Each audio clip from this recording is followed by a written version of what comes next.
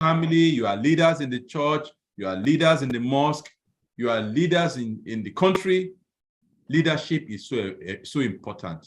So I don't talk more, I don't eat into the topic, but this is my favorite topic, and I hope maybe I can contribute as they go on. Thank you very much. Thank you very much, IG. So without further ado, Peace and Olaoluwa, over to you.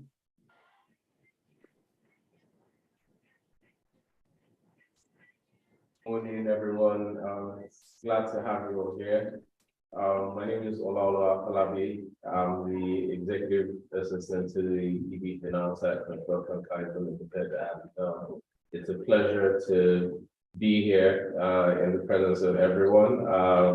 It's even greater pleasure to learn from well-bred professionals in their fields, in the persons of David Doko and Walter Banky W, Mr. Capable. So allow me to introduce Olubankole Banky W Wellington. He is a multi-talented singer and songwriter, a filmmaker, businessman, and philanthropist who has evolved into arguably Africa's most versatile entertainment and media mogul.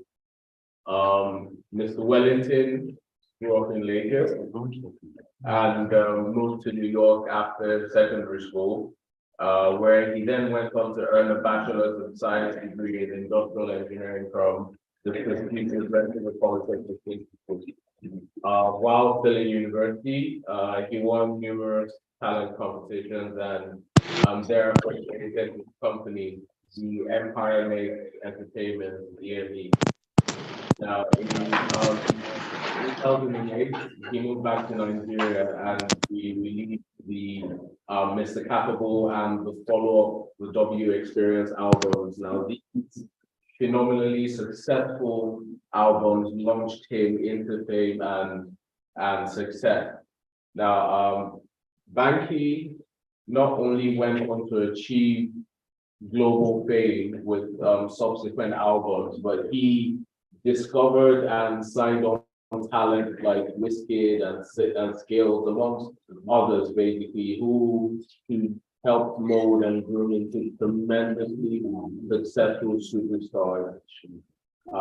Looking into his life as an entrepreneur, Banky has spearheaded EME's evolving into digital and influencer marketing, advertising, creative media, content, etc. And he has succeeded in building a very, very impressive corporate client list, which includes O&O, Red Bull, the Hayden Homes, Budweiser, just to mention a few. Banky W has also achieved unrivaled success with brand endorsements as an ambassador of global firms like Samsung Mobile, Ciroc Vodka, and Uber as well. He's also the co-owner of one of Nigeria's fastest growing quick service restaurant chains, Suyo Bistro. Baba, you don't do. You don't do. God bless you. Thank you so much. It's okay. It's okay. You can stop. I'm intimidated already. I'm intimidated already. Off the mic. Off your mic.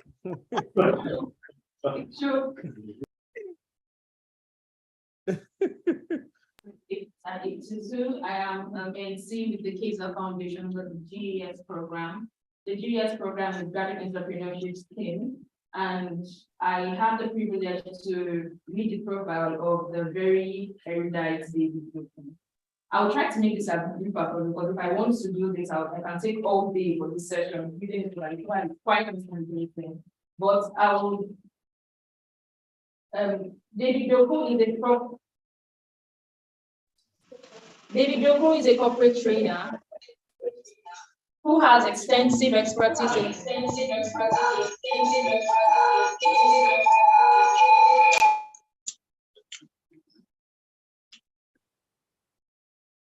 No, Peace, we can't hear you. We can't hear you, Peace. But there's also an echo in your room. Can you hear me now, please? Yes, we can hear you. All right, then. So David Joko is a corporate trainer who has extensive expertise in providing training and consulting services to a global clientele. He is a John Maxwell certified coach. Now that is international. He's a speaker, he's a trainer, and he's proficient at facilitating workplace skills training from a practical perspective. His distinction as a leadership and communication expert recently earned him the distinguished Toastmaster status, and this has made him highly sought after in his field.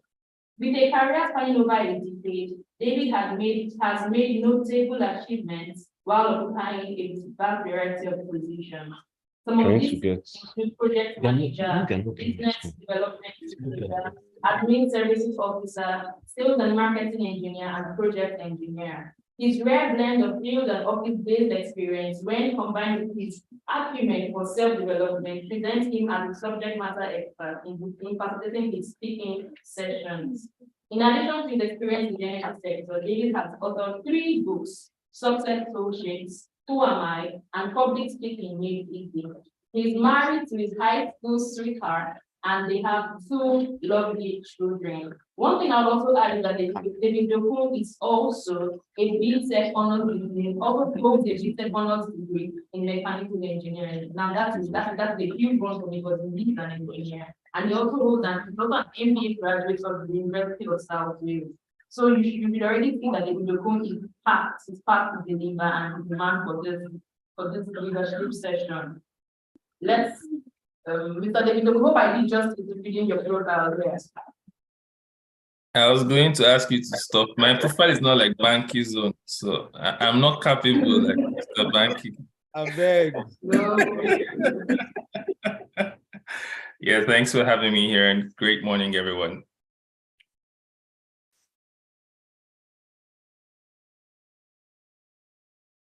Hello, are we still online? Yes, a woman, we are. And I think we should over to the speakers now, right? Yes, please. So David, over to you and Banky so that we can learn from you. All right, so I think we'll let Banky go first. Thank you, Sir. Go ahead, David. I'm listening to you. Me too, I want to learn. Go ahead. All right. Thank you for setting me up. Great day. Sir IG, it's good to have you here. And the honest truth is we should be the ones taking notes with the likes of, Sir IG here today and all the great leaders at Kaiser Foundation. It's an honor to have this opportunity to talk to young professionals. And indeed, I know there are people here that are not just young professionals that also want to learn. Our facilitators, if you just give us a little guiding light here. I know that we have time, both myself and Banky, to talk a little bit before the question and answer. So if you confirm to me what kind of timing we're looking at to speak each once again before we then go into Q&A. All right, so for the presentations by each of you, we would begin with Mr. Banky W. And for 20 minutes, each of you would give your sessions, your power-packed sessions, and then we'll go straight into the Q&A because I'm sure that everyone here has questions that they want to ask and to pick your brains literally. So we'll begin with Mr. Banky W for 20 minutes, then you for 20 minutes go into Q&A. Mr. Banky. I object, Your Honor. No problem. Oh my God. All right. Good morning, everyone. Thank you so much to the Kaiser Foundation team, the leadership for being here. And most especially, thank you to all the participants for tuning in this morning.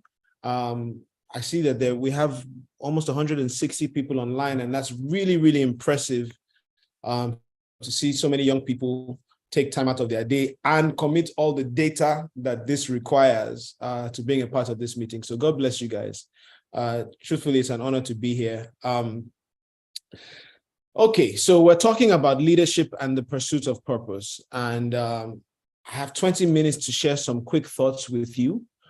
And what I will try and do is, maybe touch on as many points as possible in this time, just to give you guys some lessons in leadership that I have learned, things that have helped me over the years. And then hopefully whatever I'm not able to get into in these 20 minutes, maybe in a bit of the Q&A, we'll be able to touch on that as well. So there are a few things that I would like to call maybe keys to pursuing your purpose, or keys to your calling, or keys to excelling in leadership that I have learned that I'd like to touch on. And the first one is character. If you're taking notes, I encourage you to do so, because I think a lot of times, you listen to stuff, but when you leave, if you don't have anything to refer back to, then it becomes a problem. So I'd like to encourage everybody to write some of these down. So the first key for me is character. And this is the essence of the lesson. Great destinies require great character, but character cannot be prayed into you. Character is something that is built. It is something that is built by going through experiences. It's something that is built by surviving storms. It is something that is built through just the experience and the persistence of going through life. And so if you want a great destiny as a leader, if you want a great leadership call on your life, then you're going to need the character to go with it.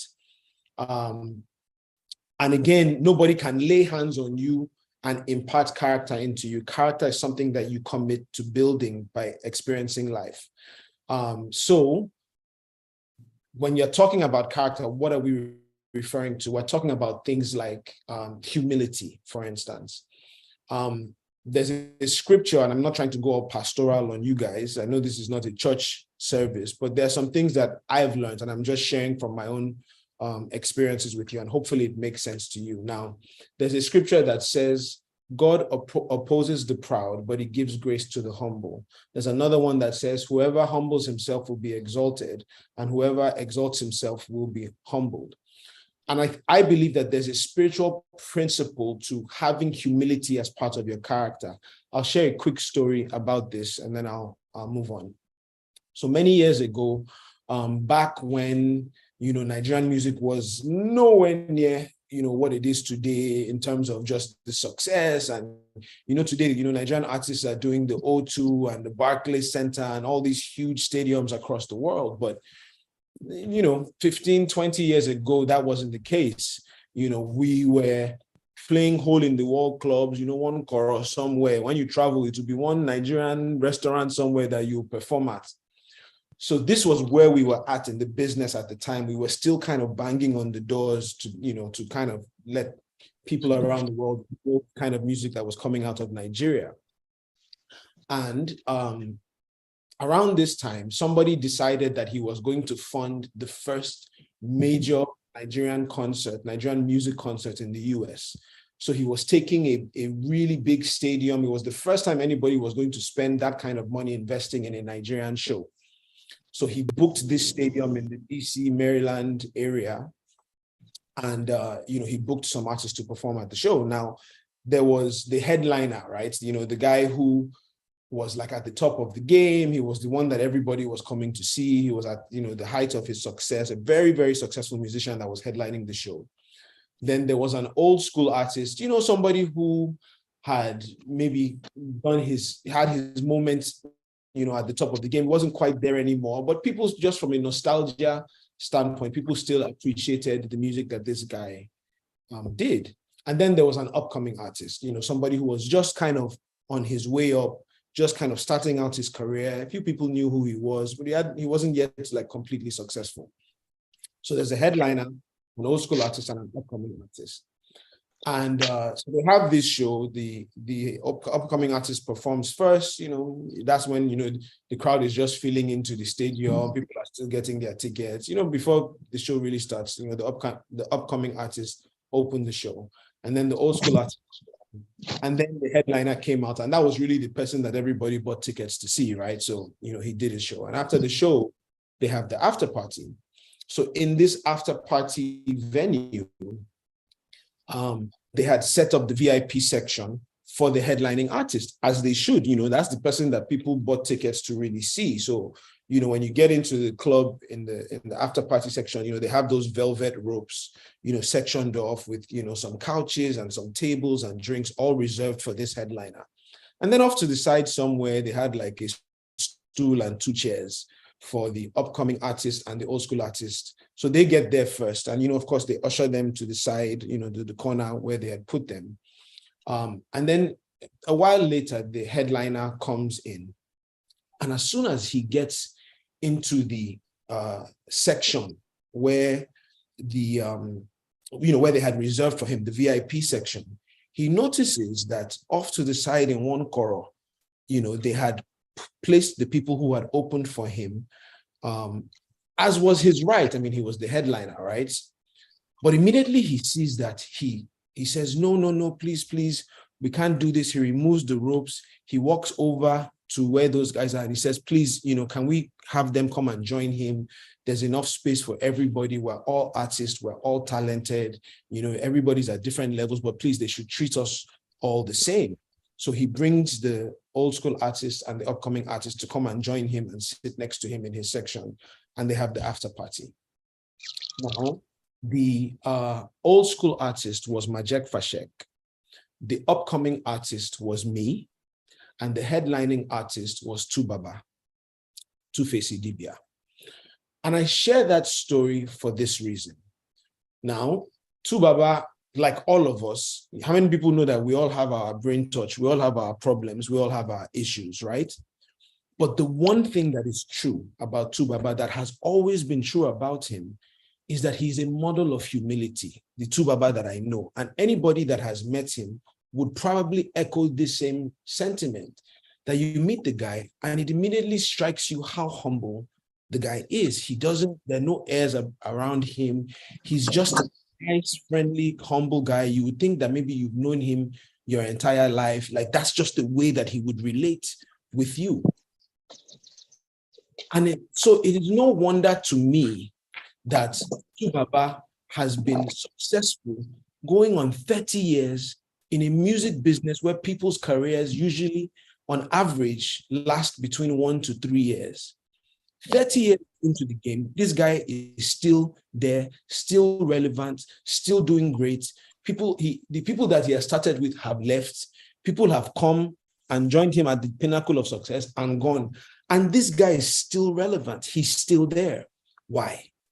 It's bigger, for me, it's bigger than talent. It's deeper than talent. It's the fact that there's a certain level of humility that he carries with him. And God honors humility. It's a spiritual principle. And so when you're building your character, when you're going on your journey, it is so critical that you carry yourself with a level of humility. Now, humility and insecurity are two completely different things. Humility is not thinking less of yourself. Humility is not thinking less of yourself. That's insecurity.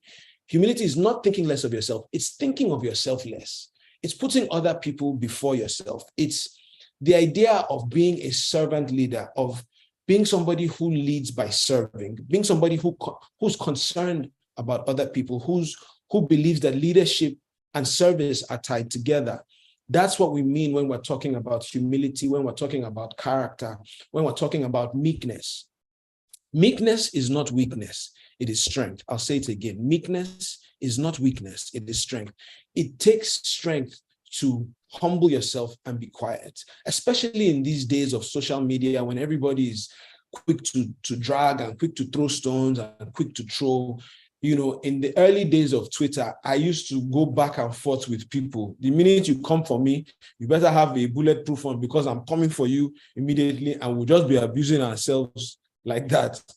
I remember there was a time back many years ago, a girl came on Twitter and she was like, oh, I don't like Banky W because he has a head like FIFA World Cup. I immediately retorted back to her. I said, well, I don't like you because you have a face like Shrek. And the Twitter went insane. And that's what I used to do back in the day. Like, I was real savage. Like, my mouth was sharp. Immediately you abuse me, I'm looking for something to abuse you too. And I think that God just had to teach me over time that it's not every battle that you fight. It's not you're running a race. You focus on your destiny. You focus on your finish line. It's not every dog that barks that you turn around to engage with, or everybody that throws stones at you, because at the end of the day, you'll only be slowing yourself down. And there are places that God is taking you to that he cannot take you to if you are engaged in, fighting and dragging every step of the way. There's no way you get to your destination, or at least there's no way you get there as quick as you should. So when we talk about character, we're talking about meekness, we're talking about humility, we're talking about not giving into the urge to fight everyone and get in every battle. Vengeance is not wrong. Vengeance, it's not wrong. It just does not belong to us. That's why scripture says, vengeance is mine, says the Lord. So when people are coming for you, you need to have the wisdom to know when to engage, when to, battle, so to speak, or when to focus on building your character and focus on the destiny that God has for you, on the journey that you're on. Okay, that's the first key. I know I'm running, I've already done like 10 minutes, so let me quickly hurry up and give you a couple more. So the first key is character. I hope you're taking notes. The second key is commitment. Commitment speaks to your integrity towards yourself, your focus on self-development, your focus, your commitment, your drive, your commitment to just building yourself and getting better and upskilling and developing yourself. At the end of the day, you know where you're going, but the skill set the things that you need to be who God has called you to be are already inside of you, right? God has already made us all as individuals. If you look at your fingerprint or your DNA, you will know that in this world of billions of people, you are a unique person. But at the end of the day, the responsibility to upskill yourself, to get better, falls on you. What am I saying? If you look at, I'm sorry, I'm a Christian, I'm a spiritual guy, so I draw a lot of inspiration from scripture. So if you look at David, right, the greatest king, aside from Jesus, but David was the greatest king in Israel's history, right? And history and scripture has it that when he was anointed to become king, David was somewhere between 8 and 15 years old. So he was a really young lad. Now, I don't know about you, but if they come to me or any of you and they say, you are going to be the king, you are going to be the ruler, the next day your shoulder is high. You understand? Listen, natural shoulder pads, you are carrying yourself with a level of, listen, man, I'm going to be the king one day, right? But what happens? The next day, David goes back to being a shepherd boy. He goes back to being an errand boy for his father. He goes back to taking care of sheep. And when we say things like, the Lord is my shepherd, I shall not want. So we make the shepherd thing sound sexy. It's not a sexy job. Like, you are taking care of animals, you are cleaning their poop, you are leading them in the hot sun. And while he's doing all of this, David was committed to being a fantastic musician. David is the greatest songwriter in the history of the world, in my opinion, because 3,000 years later, we're still quoting the book of Psalms. We're still using the book of Psalms to write songs. We're still using words that this guy wrote while he was on a farm as a shepherd. He was so good as a writer and a musician that when they were... class will organize. Hello? Kisha. Are we good? Can I continue? Yes, okay. He was so good as a writer that when they were looking for a musician for the team, please, can we keep everybody on mute? I don't know who's the host. Can we keep everybody on mute? Because it can be very distracting. When they were looking for a musician to go and play for King Saul, they came to find this same young... Do you know how good of a musician you have to be? That when the king, the president, is looking for a specialist musician, they come to find you. That's how committed he was. So he was a shepherd boy. He was a skilled musician. He was a fighter. He was a soldier. He was all of these things, spending time, and you have to be really committed to be that skilled as a warrior and a musician and all of these things before he eventually became king. What am I saying? We all spend so much time on our phones, but what do we use our phones to do? We're spending time mostly, let's be honest, on social media. If you're not on Instagram, you're on TikTok. If you're not on TikTok, you're on Twitter. If you're not on Twitter, you're on WhatsApp. And do you ever wonder why they call your timeline a feed? It's like we're feeding our minds, we're feeding our hearts, we're feeding our souls with highlights of other people's lives or whatever the case may be, and we're feasting. And that's all we're doing. It's just this information overload. Maybe that's why they say, do not be ignorant of the devices of the enemy. Maybe this is the kind of device that they're talking about. But my point is, if you're already going to spend so much time online, how about you spend some of it developing yourself, being committed to yourself, getting better, like David, upskilling. I'm sure everybody on this call knows who Kobe Bryant is. Let me tell you some interesting things about Kobe Bryant. When Kobe Bryant was in high school, he's dead now, may he rest in peace. But when he's one of the greatest basketball players in the history of the game, right? So if you don't know who he is, you can Google him, but I'm sure most young people here do. When Kobe Bryant was in high school, Kobe Bryant used to go to school, to the school gym at 5 a.m. in the morning so that he could practice for a few hours before school starts. Much later in his life, when he made it to becoming a professional basketball player, a coach of his said there was a day practice was not scheduled until 11 a.m. So until that time, they would keep the lights in the gym off until, it's time for practice, then they would turn everything on. And he arrives for work. This coach arrives for work at about 8, 9 a.m. And he hears somebody dribbling inside the gym when all the lights are off. And he goes in there and he sees Kobe Bryant dribbling and shooting in the dark because he was trying to learn how to score in difficult conditions. There was a season where Kobe Bryant famously broke his hand, his shooting hand, the hand that he uses to score and dribble and all of that. So his teammates said that he thought that for the first time, Kobe Bryant wouldn't be the first person to practice. But it comes to practice the day after, Kobe Bryant is there, he has a cast on his hand and he's using the other hand to learn how to dribble and score with the hand that he doesn't normally use. The teammates of his there's a documentary on Netflix right now talking about the Dream Team, where they brought together all the best basketball players to be part of the American basketball team for the Olympics. They bring all of these guys together. It's the first day of training camp. The guys say, okay, they've not even really started yet. They've just kind of come, they're just socializing, all of that. So the guys get together and say they are going to the club, to have a good time since they haven't really started work yet. Everything is still some time away. These guys get back from the club at like 5, 6 a.m. in the morning in Las Vegas. As they are walking into the hotel, they see Kobe Bryant with ice packs on his legs, completely drenched in sweat. This guy was already 2-3 hours into his workout for the day. What am I saying? There's a level of commitment that greatness requires of you. There's a level of discipline. There's a level of focus.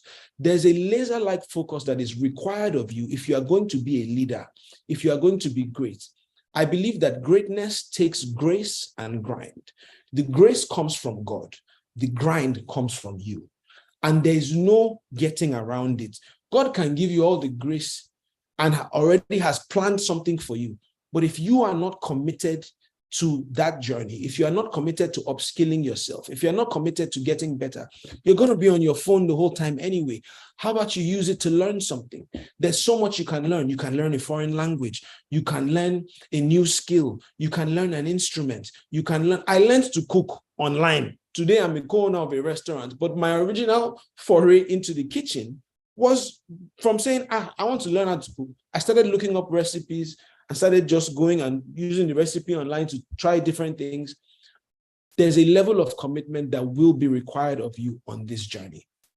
So the first key was character. The second key was what? Commitment. Are you guys following me? Let me check my comments and make sure you guys are here. Yes. Okay. The next key, and I think because my time is already up, it's pretty much 20 minutes now, but the next key that I will talk about is courage. So character, commitment, courage. Courage, very simply, is the willingness to step out, to take a step of faith, to do that thing that you feel that burden inside of you that you are meant to do. Even if you don't really know where the road leads, faith is taking that step. It's taking that step. It's being courageous enough to start that journey. And I want to congratulate everybody here because to be committed enough to be here, to take a step to be here because you feel like you're going to learn something is a good sign for me. It shows that you care about something that is bigger, that is deeper. Courage is the ability to do it even though you're afraid, to step forward with confidence even though you're uncertain. There's a great philosopher called Zig Ziglar, and he says one of my wife and I's favorite quotes of all time. Zig Ziglar says, you don't have to be great to start, but you have to start to be great. You don't have to be great to start, but you have to start to be great. What does that mean? Take a step, start something, do something. If you want to be something, do something. You know, sometimes you may be up against all kinds of odds. You may not have all the resources. And that's the thing about the way God works, is he never gives you enough for the entire journey, but he gives you enough to take the next step. And it is in taking that step that doors will open. It's in taking the step and just launching out and being courageous enough to start something that things will start to take shape, right? So when I started my journey, ages ago, let me tell you one more story and I'll stop here. I promise, I know I'm over my time, but let me tell you one last story. Is that okay? It's a great story. So, and I'll close on this. There was a 13-year-old, maybe about an 11, 12-year-old boy, right? This boy was starting secondary school. It was his first day of secondary school. He comes to class and the teacher gives, the English teacher gives a homework assignment, and he says, everybody, here's a theme. He gives them a theme, like a saying, and he says, go home, write a creative story that this is the title. He basically gives you the title, and then you, the whole class, go home and write a story that supports this title. So everybody goes home. The boy, after dinner, sits on his dining table and writes a story, comes back and submits it the next day. And then the teacher goes back, grades everything, and then he comes back to class and he's handing out, everybody's grades to them. And he calls the boy to the side and he says, listen, today is your first year. You're just starting secondary school. I know you want to make a good impression, but I know that you did not write this homework yourself. I know that you had either an older sibling or an uncle or an auntie or maybe your parents. Somebody wrote this for you. So please be honest enough to tell me who it is, because it's your first day of secondary school. You don't want to start out being deceitful. And the boy says, no, I did the homework myself. And the teacher is like, listen, I don't want you to start off secondary school on the wrong foot. Just be honest with me. I'll give you some time. Think about it. Come back. And I promise you, I won't punish you, but just tell me who did this work for you. So the boy goes home. He's 11, 12 years old, and he's completely upset and inconsolable. His mom asks him, what's the matter? He says, oh, my teacher doesn't believe that I did my homework, and you saw me writing my homework myself, but he doesn't believe me. And, so the boy's really worked up. He's 11, 12 years old. He's really, really sad. So the mom takes him to school the next day, and she goes, after she drops him off, she goes and finds the teacher's, the staff lounge or the staff's office. And she asks for this teacher, and she says, oh, hi, sir, I hear you don't believe my son did his homework. That actually, my son is very creative. He writes, he's into all kinds of things, music, drama, all of this. Like whether he's in church or school, all through his primary school years, he was always doing something creative. And that as a mom, I don't even know how I'm supposed to support him or encourage him or do any of these things, but that maybe you can help me. That in fact, if you don't believe that he did it, call him in his lunch break and give him another assignment. Let him do it in your presence so that you can use that to test whether he really did the homework himself. So the teacher says, fine. And during lunchtime, he calls the boy to the staff lounge and he says, okay, forget about the homework I gave you. Here's another creative writing assignment. Here's the theme, write another story here during your lunch break. So the boy sits down and writes it in like 20, 30 minutes. And the teacher said that the one that he wrote in his presence in 20, 30 minutes was even better than the one that he didn't believe that the boy wrote overnight. That 11, 12-year-old boy was me in my first day of secondary school. And from that point on, my teacher, his name is Mr. Okay, amazing man. Till today, every year, every Christmas, I give Mr. Okay a financial gift to say thank you. Immediately I became successful, I made this a habit. Because from that point on, Mr. Oke would push me. He would push me to build my character. He would push me to be committed in building myself. He would push me to be courageous in expressing my creativity. So every year he would say, oh yeah, are you performing in our end of year activity? You know, are you singing? Are you acting? Are you writing the school play? You know, what are you doing? I became the assistant head of the debate team. I was assistant head boy. I was always the one performing, singing Michael Jackson and Boys to Men. I was writing the school play. I was directing. I was acting. I was doing all of these things. And then when I left secondary school till today, everything that I do now and that I've done over the years as an adult that God has used to bless me and bless my family, I can trace back to learning these lessons when I was a kid. I can trace back to being courageous enough to start trying my hands in music or drama or whatever the case may be. And throughout the years, that's what has happened. I can trace everything that I did, whether it was becoming an artist or starting a label or venturing into the movie business or going into other businesses. I told you I co-own a restaurant. It's called Suya Bistro. Please order from us. God bless you as you help us increase our ministry. But everything I can trace back to a moment of, like I said, like what Zig Ziglar said, you don't have to be great to start, but you have to start to be great. So you start and you take a step of faith. Even dating my wife, you can trace back to the moment of saying that, I don't know, but perhaps maybe this is something. Do you understand? It's that moment of perhaps. It's that moment of maybe this thing can work. Maybe I can try. Here's a fun fact. When I was praying for a wife, I used to tell God, we give God rules and regulations and instructions about how to answer our prayer. And I used to tell God, I don't want somebody who will be in entertainment. I want somebody who is in oil and gas or aviation or banking or telecoms. She goes to work at 8:30, she comes back at 5 p.m. And that's what I used to pray for. And fun fact, my wife used to pray. When she was praying for a husband, she told God she didn't want a musician, she didn't want a pastor, and she didn't want a politician. Ladies and gentlemen, look at me. 3 in 1, okay? What am I saying? Both of us had to come to the moment where when we met each other, it was like, I don't know, but perhaps, maybe, let me just try. Let's take a step of faith. Let's go on a date. It's the courage to venture out into something that is unknown and is uncertain, but you having the courage to try, to take that step of faith. You don't have to be great to start, but you have to start to be great. Those are the 3 keys I want to share with you. I'm sorry I exceeded my time by like 5 minutes. I apologize, but that concludes my session. Thank you very much. Thank you, Banky. Thank you.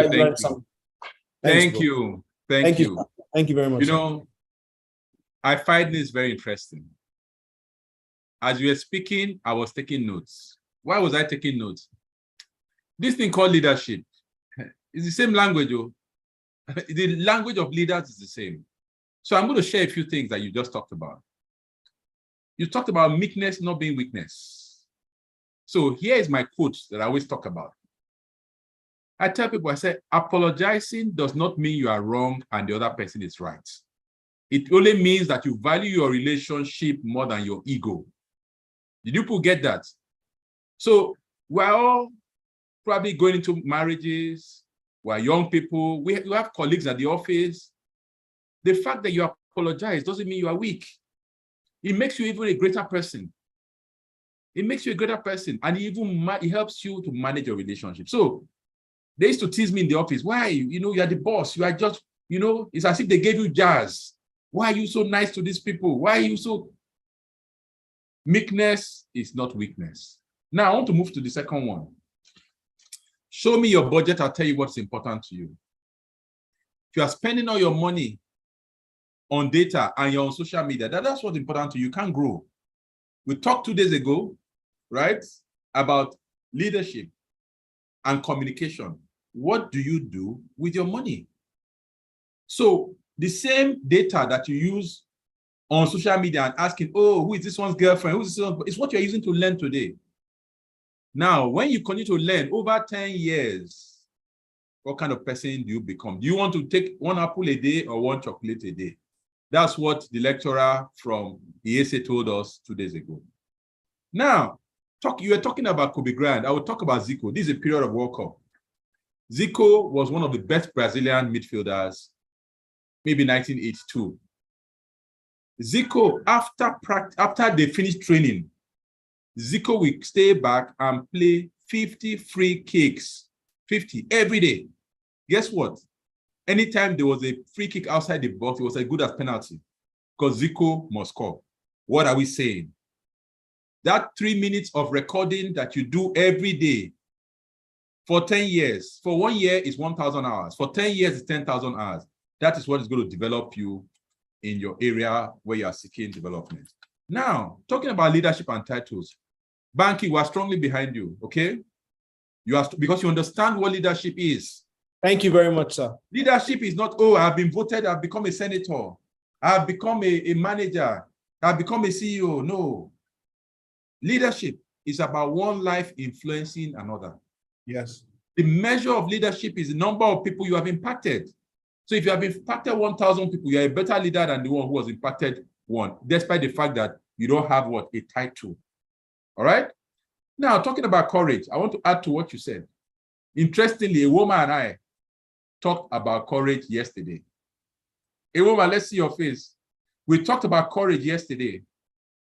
Now, Harvard Business School defines an entrepreneur as somebody who relentlessly pursues an opportunity without recourse to the resources available at that time. Did you people get that?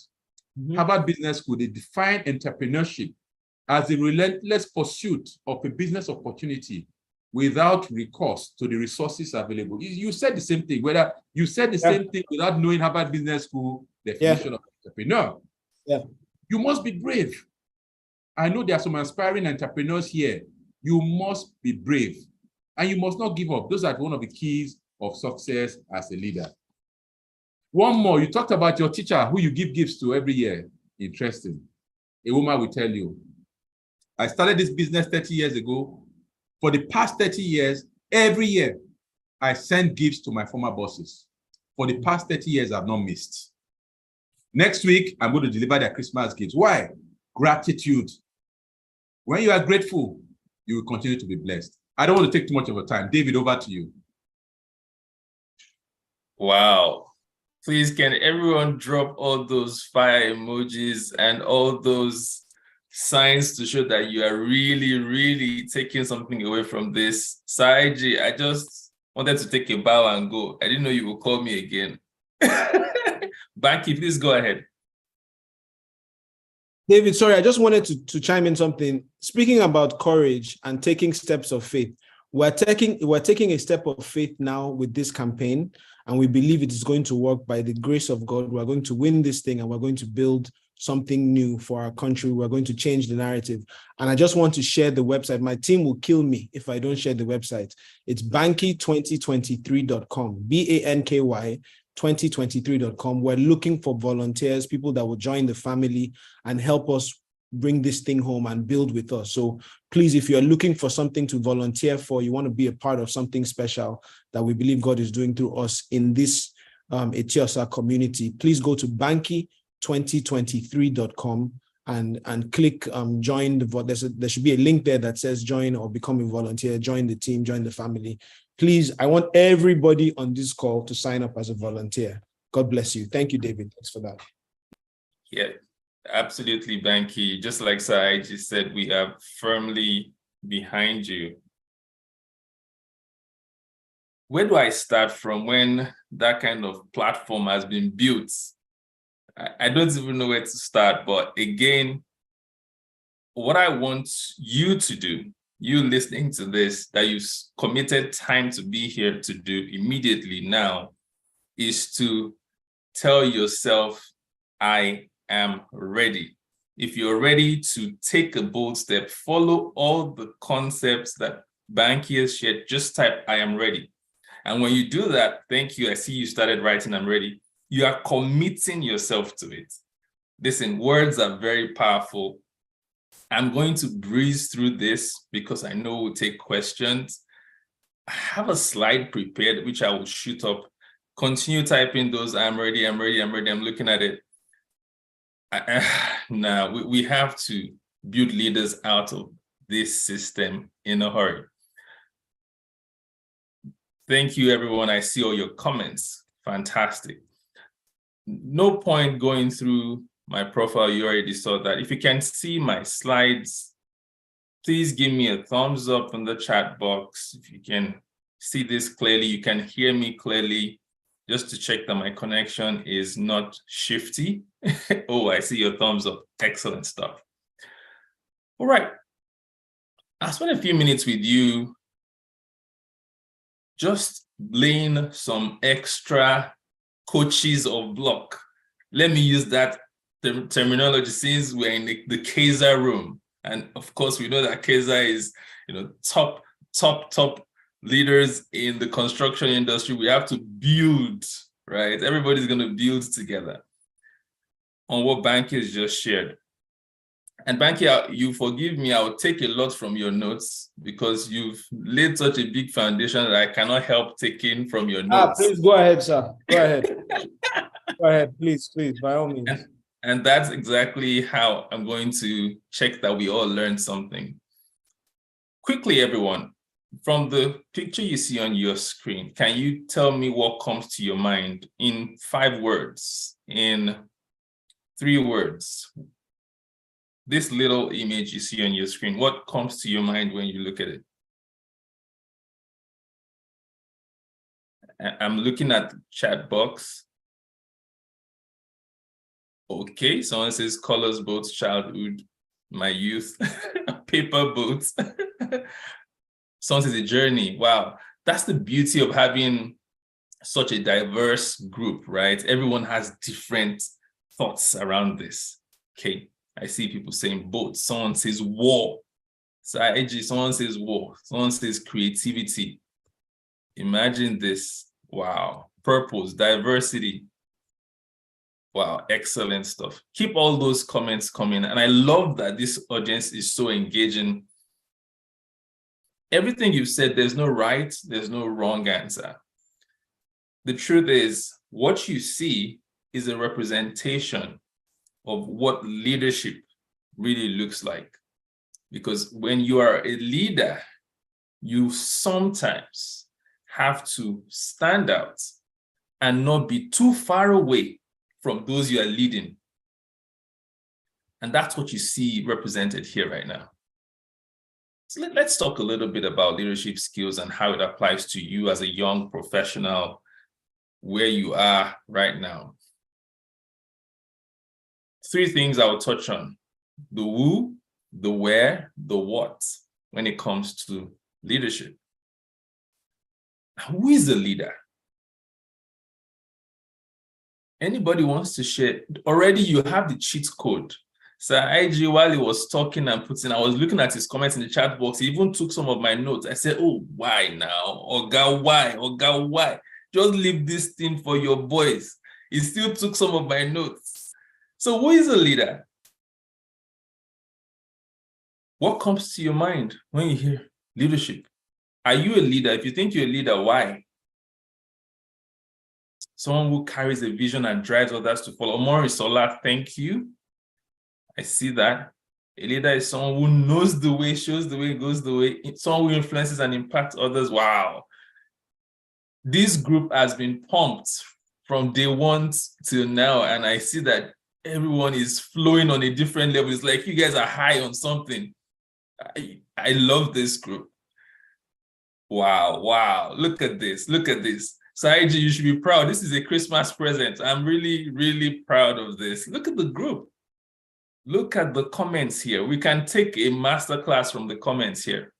Thank you, everyone. Wow, so amazing. I can't even keep up. I wish I didn't ask a question.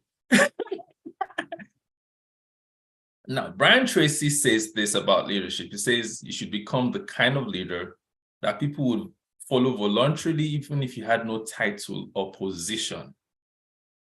Quite interesting here.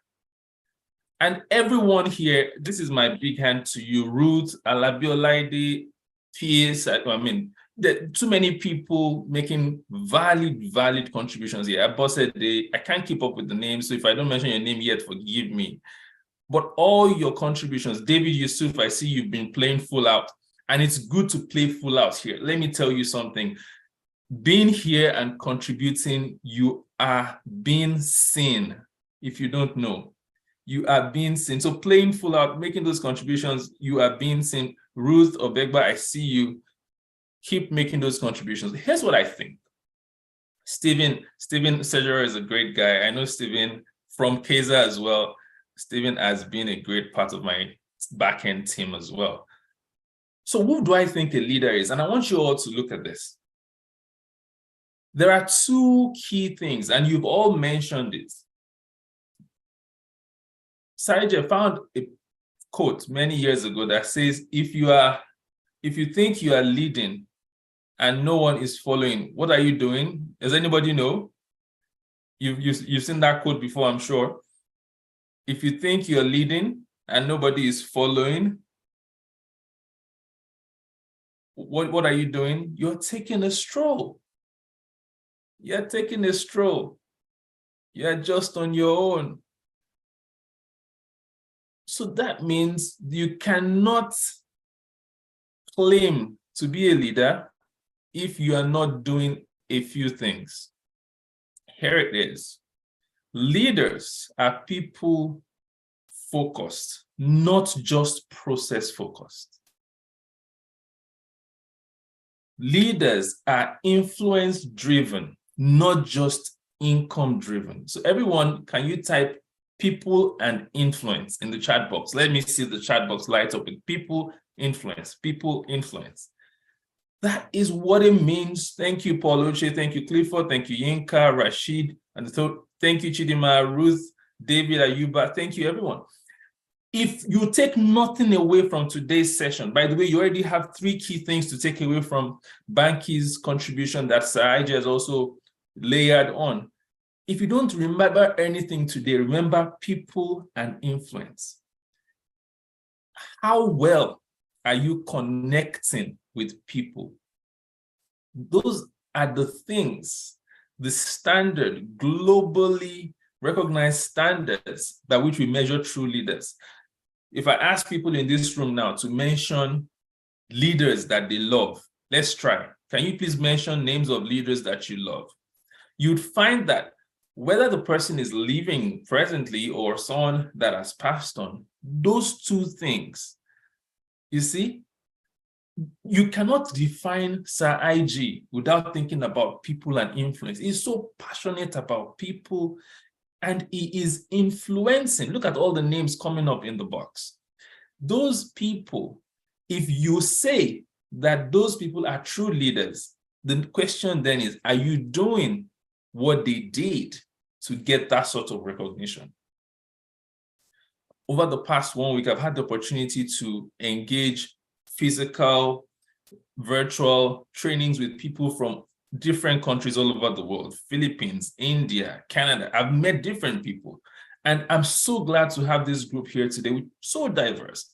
And everybody is saying the same thing. We see things different in similar ways because my conversations with them have been similar. But then let's segue from that into where does leadership happen? I love the fact that Banky gave an opportunity for people to volunteer. Honestly, you have no excuse in today's world. So IG said, if you have data and you are spending your data on social media, it shows where they say where your heart is, there your treasure will be, isn't it? You have to find a way to occupy leadership positions where you are. Someone is saying, I'm not a leader, but you are a leader. And where can you lead? Can you please tell me, where are some places where people can lead? And I'm going somewhere with this. I'm going to share with you today 5 things, or better said, 6 things that represent leadership. Thank you, Abosede, country, church. Please keep that coming. Family, school, company, family, church, groups. Oh, I love this group. Oh my God, can I live here with you all? Your contributions are amazing. Your mosque, thank you. Your team. There are so many places, and you are also correct. Classroom. There is it's limitless. You have no excuse. You have no excuse not to be leading. We've established already that leadership actually starts with yourself. And do you know what? Do you know what? Every single person here today, every single one of you, you are in the top 10% of those who are keen on personal development. And you should actually celebrate yourselves with some clap emojis. Do you know why? Over 3,000 people registered for this session. Look at where we are today. I know some people are joining via YouTube, but celebrate yourselves. You stand out. You are special. You are a leader. You've led yourself to be here. And if you are looking for leadership skills, you've already done that by being here. Look at that. Adam, Moses. We even have characters from the Bible here. Peace, Abosede. Everybody here at this moment, Success, Jesu Joba, you are all Ruth. We even have Pixel too. We have iPhone, all kinds of people. Please put your names, rename yourself so we know who you are. Chidima, Shem, Oloyede Stephen, Comrade Ambassador Solomon, that's a two-in-one person. Gift, you all are special. I like the fact that I don't even need to talk a lot because you've mentioned all my points. There are small circles, right? Small circles where you can function. Your clubs, your communities, your companies, the classroom, so many places. And to lead does not mean that you are the one in front. There are opportunities for leadership in various places. You don't have to be the MD to lead. You only have to have a captive audience to lead. That will lead me to talk to you about a few things, right, on what attributes a leader should have. Thank you, Mansour Abdusalam from Zamfara. It's good to have you here from all the way from Zamfara. Don't worry, the team is picking out your questions. We'll address them. Can someone tell me, what attribute should I have as a leader?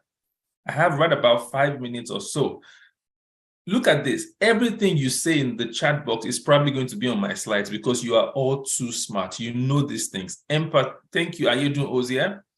Honesty, knowledge, integrity, service, confidence, patience, integrity. Keep it coming. Let me see. Let me see if somebody would miss out something on my slide.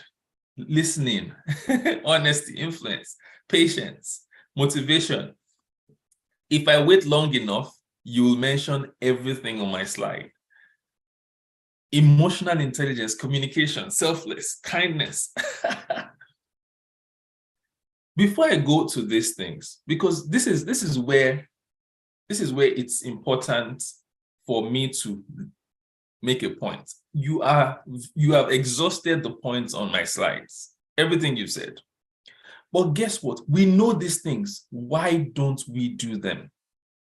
I was sharing with a few folks at an aerospace company just some days ago that the biggest gap known to man is the gap between knowing and doing. Why? Why don't we do these things? Look at everything you've said. Why don't we do these things? We're afraid, right? Annette says we're afraid. Why are we afraid? Attention to details. You need that as a leader, right?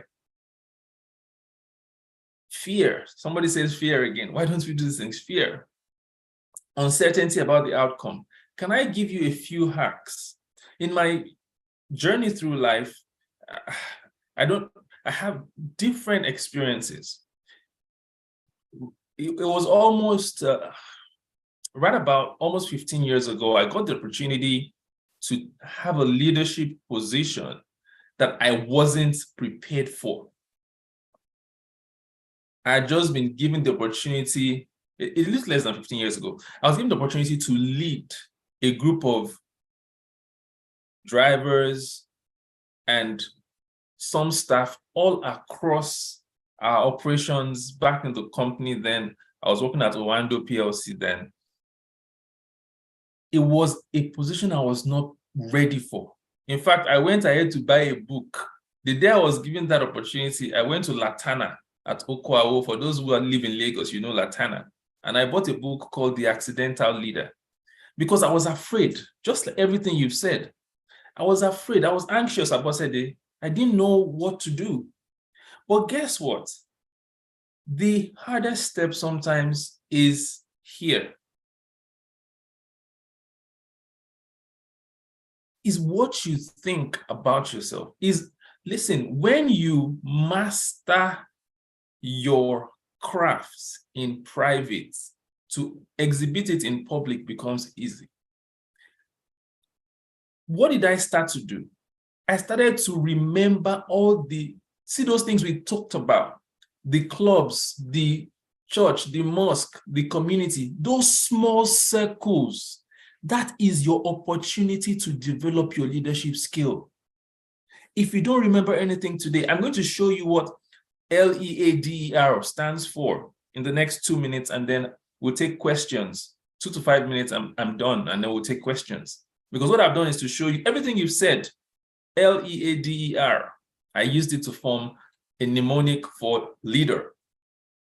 But besides that, I believe that you know what it means to be a leader. What you need to do is to find opportunities to fill in smaller circles, because you're afraid that what if I fail? What if I don't lead right? Have you tried to lead your family, your younger ones? Have you tried to lead a small group? Have you tried not even to just be the one ahead, but to take responsibility in a small group? That is leadership. You don't have to be the one leading the group, but if you are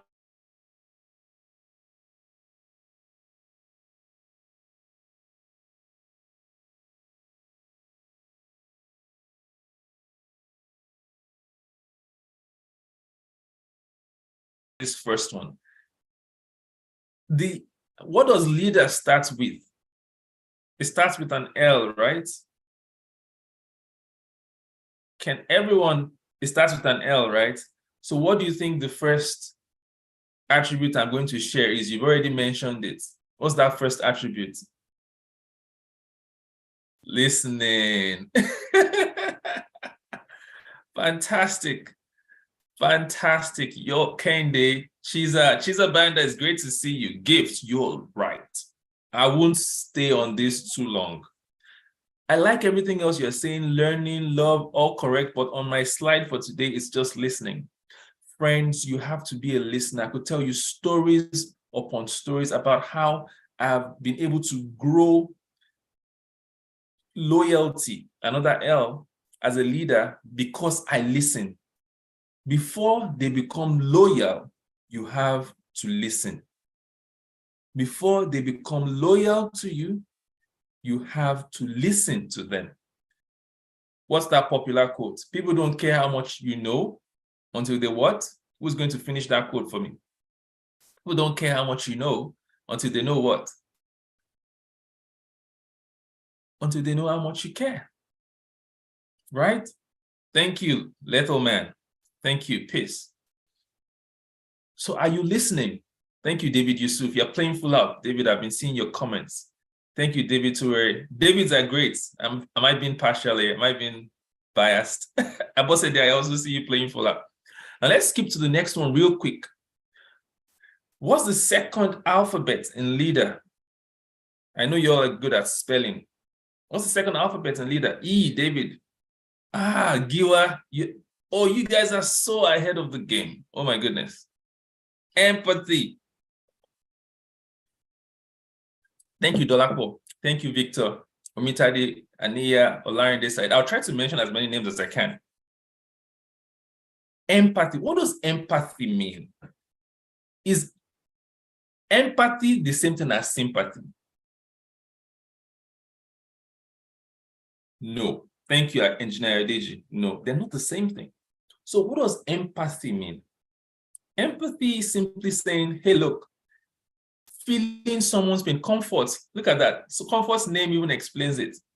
You're able to comfort the person by stepping into their shoes. Thank you, Chidima. You understand and share the feelings. Listen, what we're saying is, if you are going to be a leader, you will do everything we're talking about here. Can you empathize with them? Can you step in to their shoes? Can you let them know that you feel what they feel?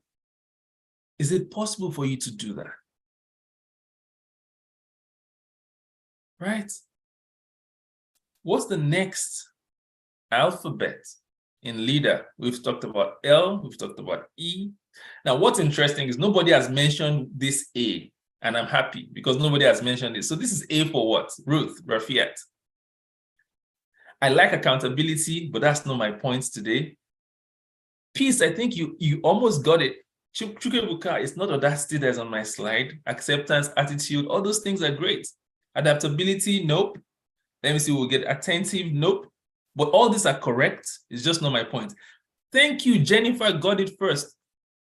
Authenticity. Yes, it was a typo, but you got it. Be yourself. I gave you an idea already. Chizabanda, you're right. Thank you, Kendi. I gave you a clue. Be yourself. Leaders don't try to be fake. Right? I read a book. It was roughly 20 years ago by a gentleman named John Mason. It says, you're born an original. Was it John Mason that wrote that book? I think so. You're born an original, don't die a copy. Really old book, but great book as well. And when you think about all the things that go along with true leadership, it's about exhibiting your best self. I won't stay too long on this because of our time, but I know you get it. And let's go to the next one. What's the next alphabet? We've talked about L, E, A, D. D for David. Determination, nope. I'm not sure, Sir IG, I'm not sure somebody will get this one. Whoever gets it, maybe I'll give the person a copy of my book. I will send you an ebook straight away. Development, diligent, direction. All these things are correct, but not the one I want. Who's going to give it to me? Decisiveness, dedication, diverse, decisive, adaptability. Whoever gets this one first. Oh, somebody just put it there, delegate, and they've taken it away. So who was that again? Who wrote delegate first? That is correct. That's what I wanted to hear. The very first, so now a lot of people are writing delegate and I can't see it. A leader has to be able to delegate. What do you do when you delegate? What do you think delegation does?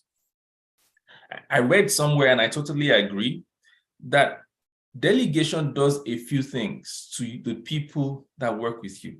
It empowers them. It enhances them. It engages them. Empower, enhance. Thank you. It gives others opportunities. Enhance, empower, engage, enable. Everything comes under the umbrella of empowerment. As a leader, you need to give others a chance. Thank you. It brings diversity. Great comments here. Okay, Akunlo Shakirat was the first. Okay, thank you, Woma. That person should DM me or something. You can find me on, what's it called, on all those social media platforms. Just send me a DM. I'll send you a copy of the book. And anyone that sends me a DM that wants that, I'll send you. So let me not go off topic. Right. Let's go to the next one. What's the next alphabet? E. This one has already been mentioned earlier. What's that characteristic of a leader? Encourage, empower, enthusiasm. Someone mentioned this earlier when we're about to start. No, we've used empathy already. We don't want to use empathy again. Emotional intelligence. Oh my God, we've had a session on emotional intelligence, right? I hope you all attended that session. This can literally be the difference between you today and growing in your career. Look at the opportunities that will come your way that you can blow it if you're not emotionally intelligent. And I'm not going to go into all the rhetoric of what emotional intelligence means, because I know there was a session dedicated to that. Oh man, there was a session for that, right? Emotional intelligence, correct.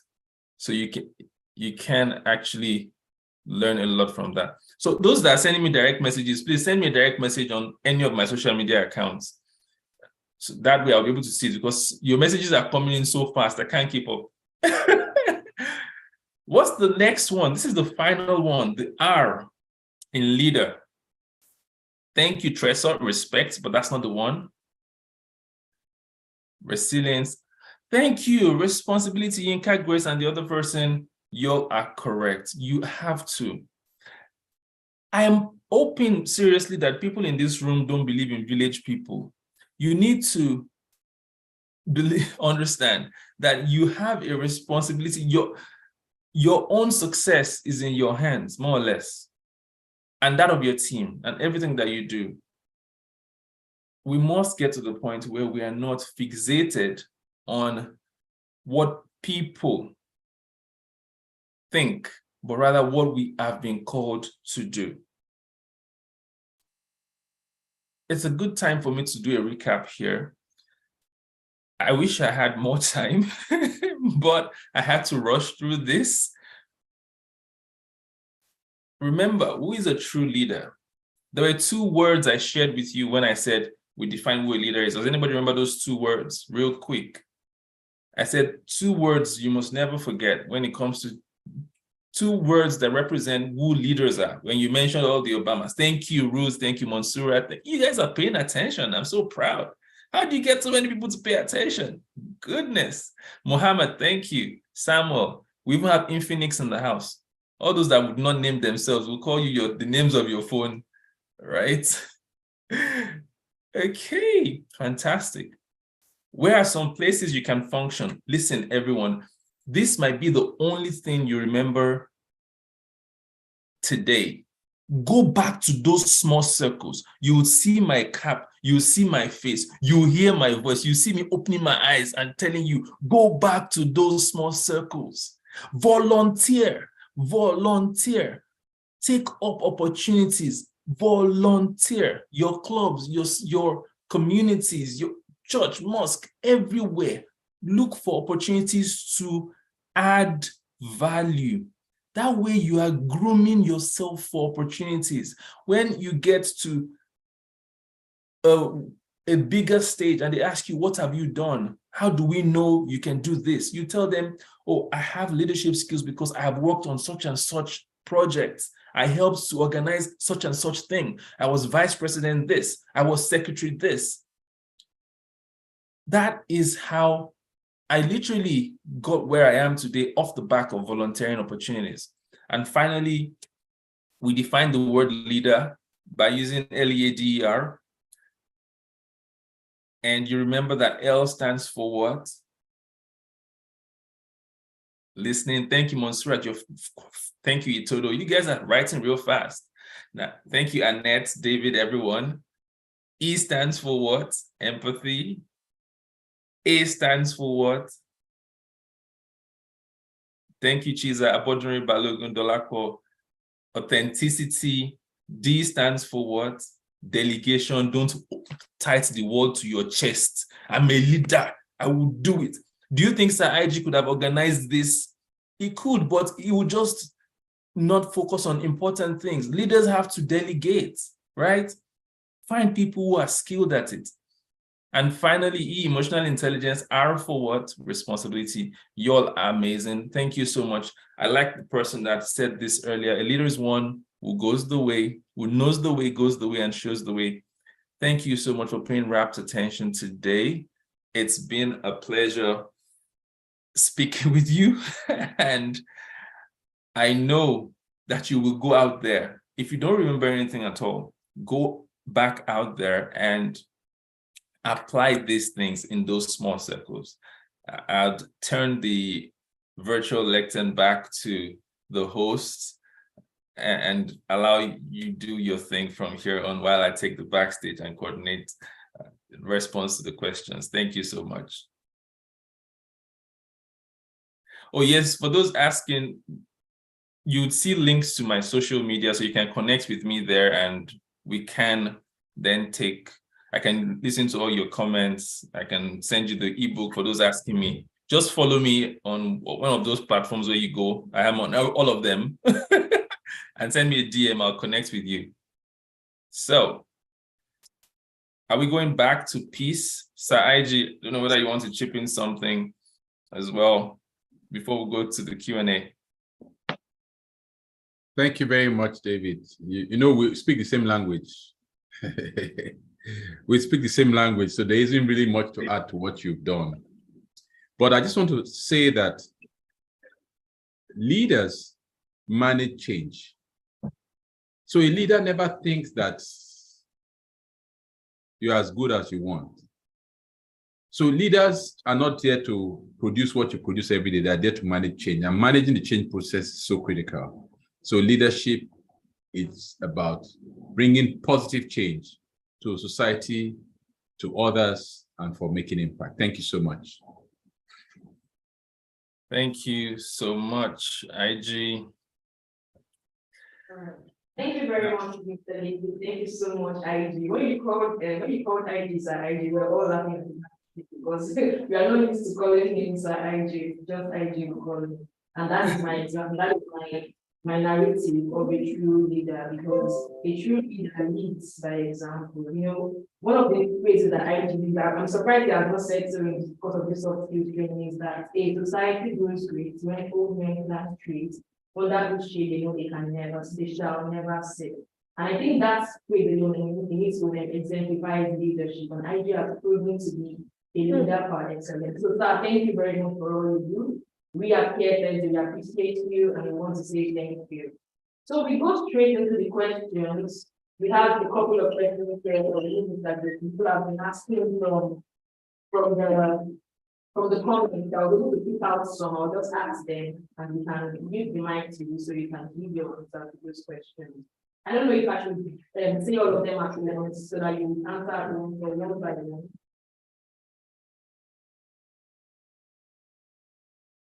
Hello, Mr. Doku, can you hear me?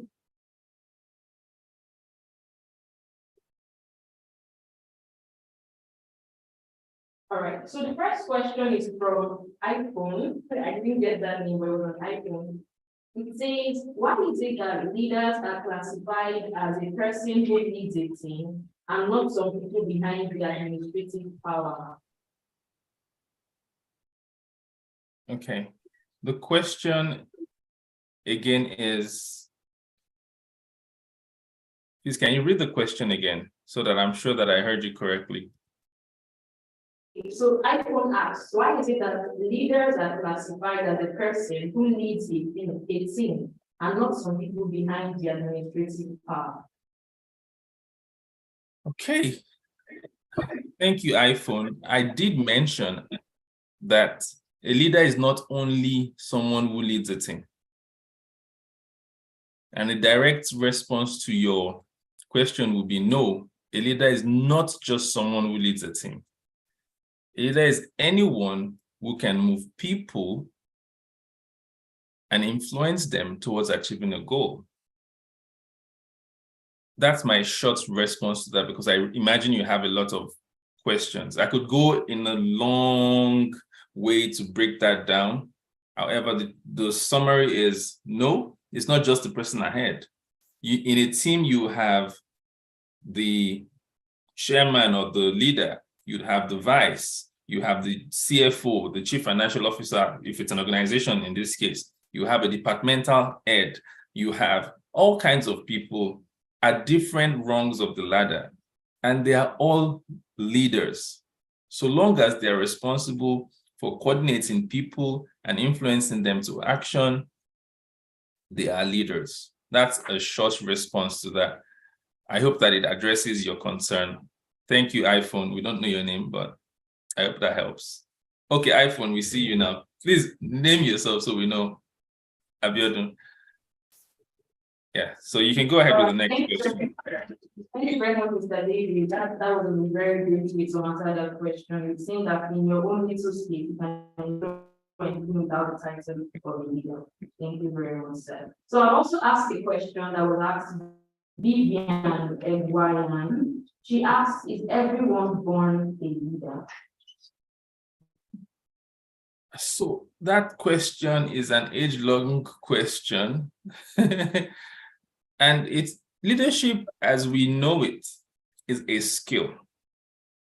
Is everyone born with potential? Now I'm flipping your question on its head, right? Is everyone born with potential? Yes.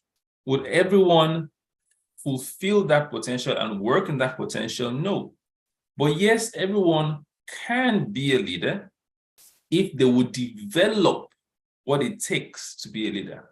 For instance, we all defined together now listening, empathy, we said like what, authenticity, etc. Can you develop those attributes? Yes. If you develop them, can you be a leader? Yes. But if you don't, then maybe not. So yes, you can be a leader, but you cannot just wake up and take the reins or take the reins of leadership without having what it takes. You will flop, you'll fail until you learn to have those attributes. I hope that answers that question for the person that asked as well.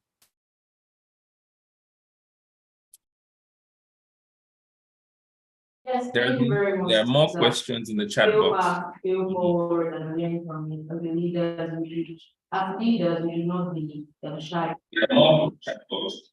Yeah, there are more questions in the chat box, but at least we would like someone to like raise up their hand and ask the question so that we can feel them and hear from them.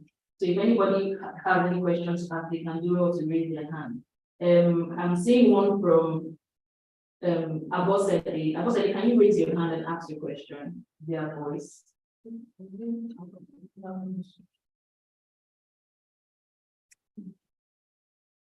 Yeah, so you need to coordinate them. There are a few hands up. Okay. So you need to let them know who goes first and who goes next.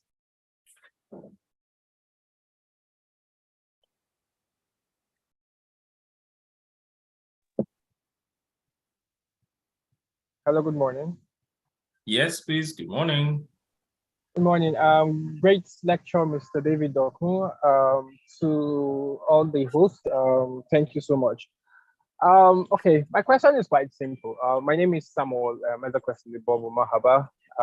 I've been a proud follower of KEZA Soft Skill, right, from I think the second edition down now. And you said something that literally struck my attention. Sorry, sir, can you hear me? Clearly, yes, I can. Yeah, so you said leadership is not about leading, but being led, right? And like the last question, you said it's the potential to have that leadership perception in you. Now, this is where my question is. You said it's all about the small cycles, starting small, volunteering in school, in your place of worship, in the little job you have, even in the home. Now, for most of the leaders we have, they all started small.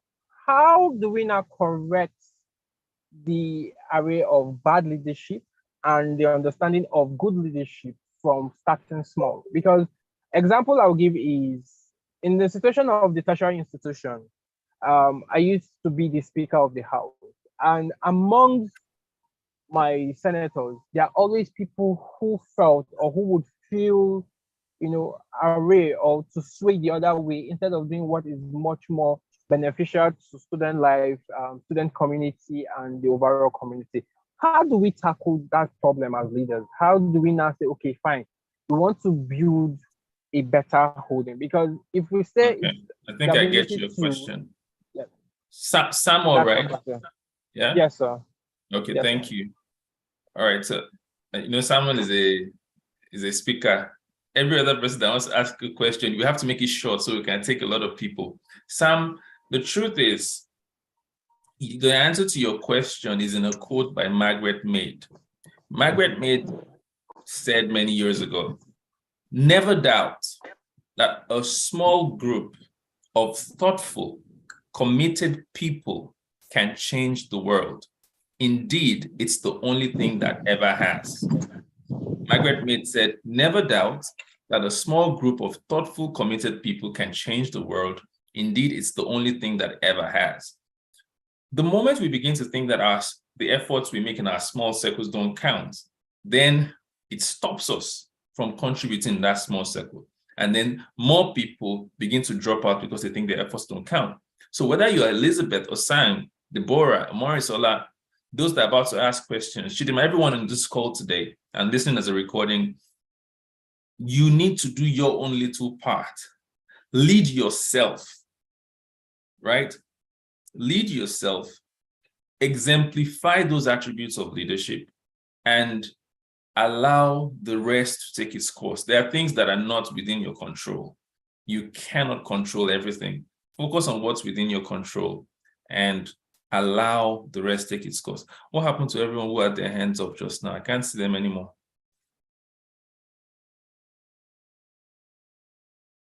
I can see them now.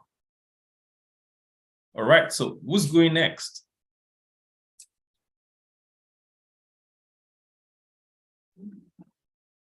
Peace. All right, so we'll probably to wrap here because of time. Okay. But I'm sure that those questions can reach out to you via DM on all your social media handles. Or we'll send the messages, questions to you via email or message and get it across to those who have asked the question. So I want to say a very big thank you, sir, for your time. We've learned a lot, you've impacted us. We look forward to learning more from you. I'll drop your website down that people can connect and learn. You have a lot of good stuff going on there. We are fans. Thank you so much for all you do. Thanks so much for having me as well. And everyone, please remember the words from Banky and myself and the ones chipped in by IG. You have what it takes. Step out in those small circles and start to lead. Thank you, and back to you.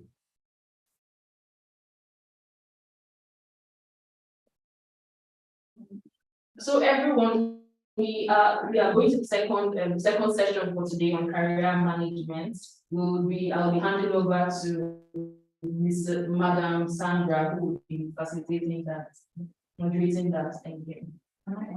Yes. Good afternoon, everybody, or it's still morning, just a few minutes after. Hello, ladies and gentlemen, boys and girls. I believe that this first session has been mind-blowing. I, for one, had a fantastic time. Thank you very much, Lady Dokon. Thank you to Banky W, who had to leave, unfortunately. But I believe that we have learned a lot on the leadership and finding purpose session. Now we'll be going into the career management session, and this session will be handled by Georgia Akubike. Georgia, are you here? Can you say a quick hello or just give us a wave? Can we see your face? Hi, I can't even see myself, so I hope you can see me or hear me. Yes, I can see you. Hi, hello. Hello. Oh yeah, I can see myself now. Hi. Perfect. Okay, so before I get started, my name is Sandra. My name is Sandra and I work with Construction Kaiser Limited. So I'll just be doing a quick introduction of Georgia, who she is, what she has done. Very brief so that they don't tell me to your mic. So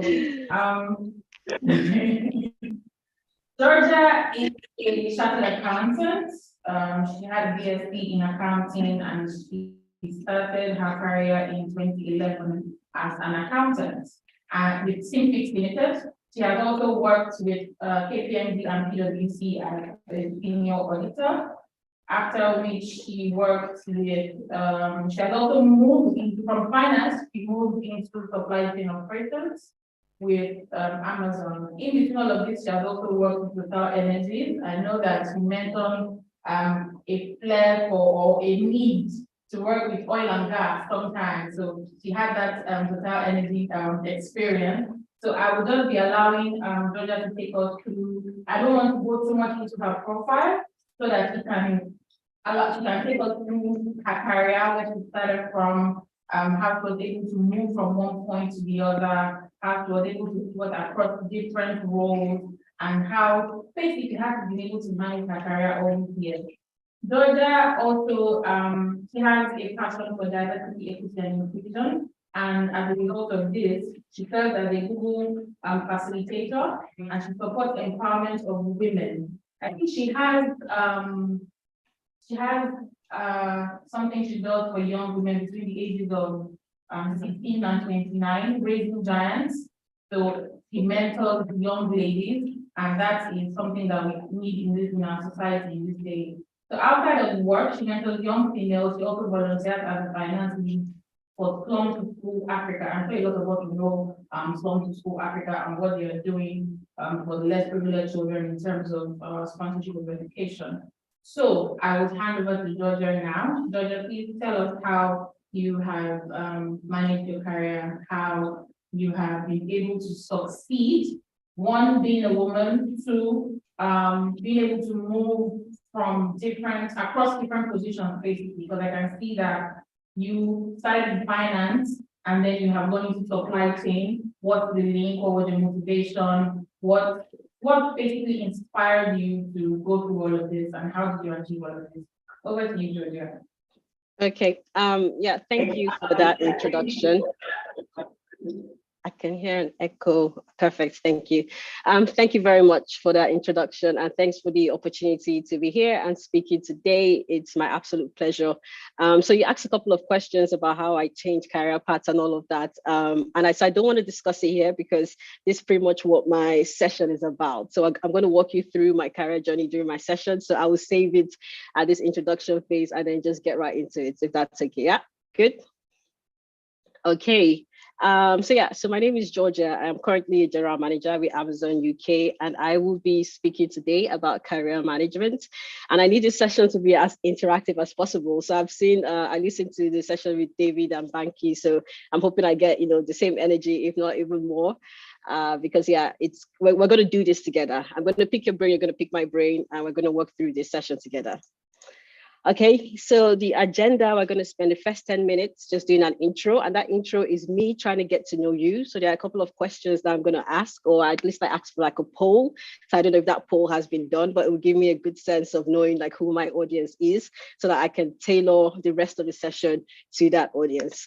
Then we're going to go into like a theory discussion where we'll talk about, career management theoretically. And then I'm going to move into the practicalities, and this is where we're going to explore what my career journey has been and how I've been able to manage my career. So to me, this is more like the reality rather than just, theory and stuff. And then I'll leave 30 minutes at the end for any questions that you may have. So please keep the questions to the end. And at the end, you raise your hand and ask the questions, because I don't want to read chat box. I want to actually speak to people and even see the people I'm speaking to. Okay, so I asked for this poll, so please let me know if the poll was done. But I just really wanted to know, where are you coming in? Well, where are you dialing from? What's your, your current status? Are you a student? Are you working? Are you in between jobs? What's your age range? And in one word, what you hope to get out of this. Now, apologies, my camera is here, but the chat box is that way. So sometimes I might be looking that way. Well, I'm still paying attention to you. It's just me trying to see what's going on in the chat box. So Abiodun or Sandra, I don't know if this poll was done because I really, really want to know my audience. So was it done?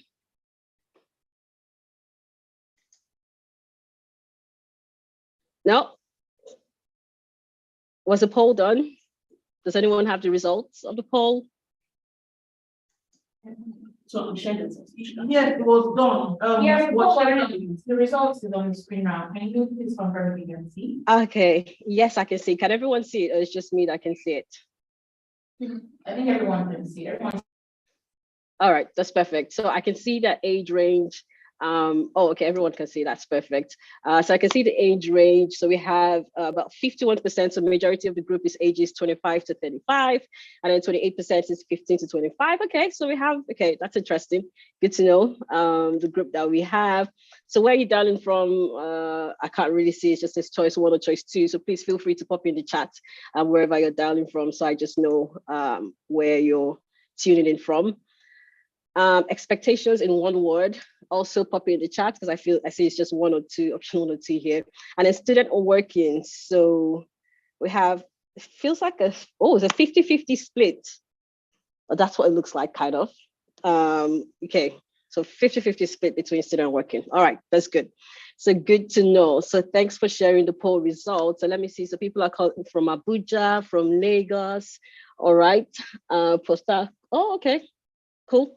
And in one word, what do you hope to get out of this? Just in one word, just tell me. Oh, I see some from Zambia. I was in Zambia last month. Beautiful. Okay, working impact. Okay, mind shift, direction. All right. Self-development. Good. So I really hope change of thought.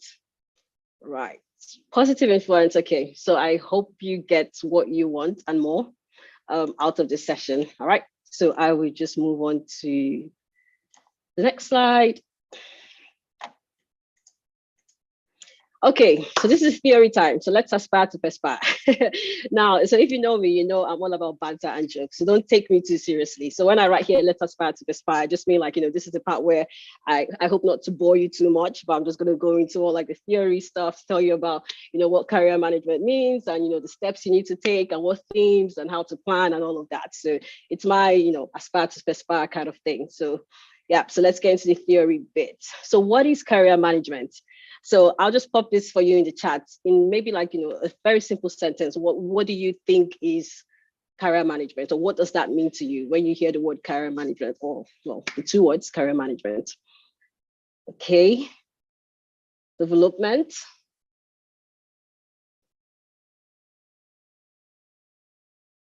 Advancement. Is the chat behind? If I kind of like feel like the chat is a bit behind. Okay, so work balance, professional development. All right.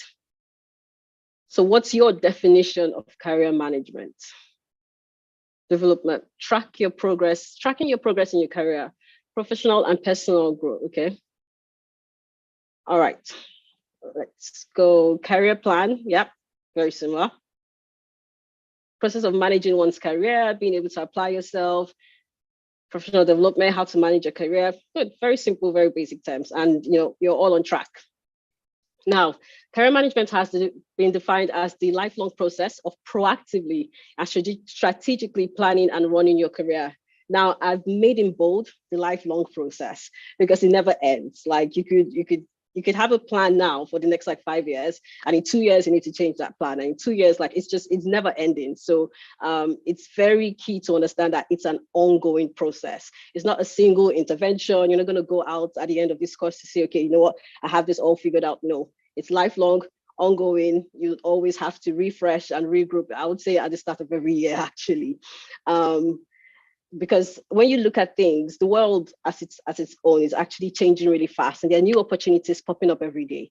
So you're most likely unlikely to be in one job your entire life. So you always need to plan your career and manage your career in such a way that you're ready to face any unexpected changes. So yeah, so that's why I like that definition that says the lifelong process of proactively, emphasis on proactively. Don't react, don't know. You have to proactively and strategically plan and run your career. Now, what exactly does that entail, right? So it requires you assessing your personal strengths, and we'll go into this in details as we continue. So your personal strengths, what are your preferences, what are your priorities, what are your values, aspirations, and when you've been able to assess all of that, then you're able to establish goals and objectives, and then identify the steps needed to achieve them. So once all of that is done, it's very good for you to then write this out as a career plan, emphasis on written, because you want to be able to go back to wherever you wrote it and reflect to see, okay, have you achieved this, or what are the gaps that you still need to close? And then, like I said, lifelong process. So you have to keep periodically reviewing and updating and adapting whatever this, plan or, management approach that you have is. So what are the steps based on what I've just, defined now for career management? It pretty much involves goal setting. So goal setting is considering like your interests, your values, your skills, your preferences. And when I say preferences, I think it's super important to ensure that what you're planning actually fits your personal circumstances. You have to be realistic, right? So there's no point in setting a goal that, just does not fit whatever personal circumstance you're currently in is. So it's good for you to, really take a step back, understand what those personal circumstances are, and factor that into your goal setting process. Then you have strategy identification and implementation. So here I'm just talking about exploring, what's the learning, what's the life, what's the work options that you have available to you, and then continuously fine-tuning your work and learning plans to help you manage whatever changes that happen. So you're looking at like what are the activities, procedures, the rules, just general means to accomplish your whatever goals that you've set in the first place. And last but not the least, evaluation. You need to evaluate the progress towards the achievement of the goals, and you need to modify if necessary. So if you've had like changes, whether it's change in perspective or change in interest, or just change in circumstances of the economy, you have to then evaluate and know if you need to modify your strategy or if you need to modify your goal as a whole. So those are the steps. So goals, strategy, and evaluation. Now, one point I forgot to make. So I'm going to share like 3 slides, right? So this is the first one. So this looks at the steps required for career management. The next slide actually looks at the themes of career management. And then the last step just looks at the 5 Ps of career management. Now, I would say, please pay attention to those 3, because when I start talking about my journey, so when we go into the practicalities, what I require from you is to tell me, for example, what step, so if I tell a story of a particular career journey, I would then ask you like, okay, what step did you think I put in place here, or what theme do you think was relevant in this place? So which of the 5 Ps did I use to win in this career journey and all of that? So please note the steps, the themes, and the 5 Ps, because I'll be coming back to you. And I hope you're paying attention. Oh, I forgot to say at the start. So I'm giving out 3 sessions. So I will let the Kaiser team pick whoever is going to win those 3 sessions, but pretty much 3 sessions to have like a one-on-one with me for about 30 to 45 minutes. And I'm hoping they pick it out of the most interactive people. So when it comes to that time, when I'm asking you what are the steps, what are the things, what are the 5 Ps, that's when I expect you guys to all jump in and let me know. So yeah, so this is the steps. So goal setting, strategy identification, strategy implementation, and evaluation. All right, so themes. So I got this from, I was looking up something, my world of work, and I completely align with this. So it talks about the themes of career management. Now it's grouped into 4. So you have self, strength, horizons, and network. So self and strength, I would say, are intertwined. And the reason I say that is because, it's kind of like assessing similar things, right? I always say this, to thy own self be true. When you're planning your career, trying to manage your career, you need to be true. You need to be self-aware. You need to understand what's your personality, what's your interest, what's your forte, so what are your key strengths, what are your growth opportunities, what's your passion? Oh boy, passion can never be overemphasized, because it's your passion that gets you through very tough days in your career journey. So what's your passion? What's your priority? What's your bandwidth? Bandwidth is another thing that is super key, because you don't want to be doing the most when your bandwidth, you just don't have the bandwidth for it. And you might not have the bandwidth, for stuff due to personal circumstances or anything happening around you. So you need to understand and identify your bandwidth, so that when you're going into certain like journeys, it just helps you prevent like burnout, or a point where you're just, like too stretched that you cannot get up from bed. And trust me, that has happened to me one day. And I probably will get to that story much later. And then what's your purpose, right? If you do know your purpose right from an early start, it just helps you make better career decisions. So yeah, so self and strength intertwined. Now, when you look at horizon, I'll say successful careers often start here with the horizon, because this involves getting like, the required learning or the education or skills to understand the broad concept and overview of your industry. And that's super crucial. However, there is a but. You do not want to overinvest in this horizon.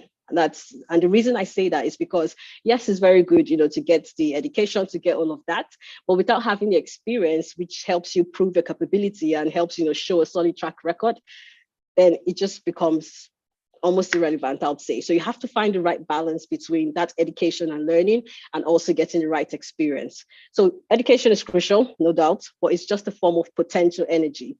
But your experience is the actual energy. That's pretty much what you do with the education, and that's more important than the education itself. And last but not the least is the network.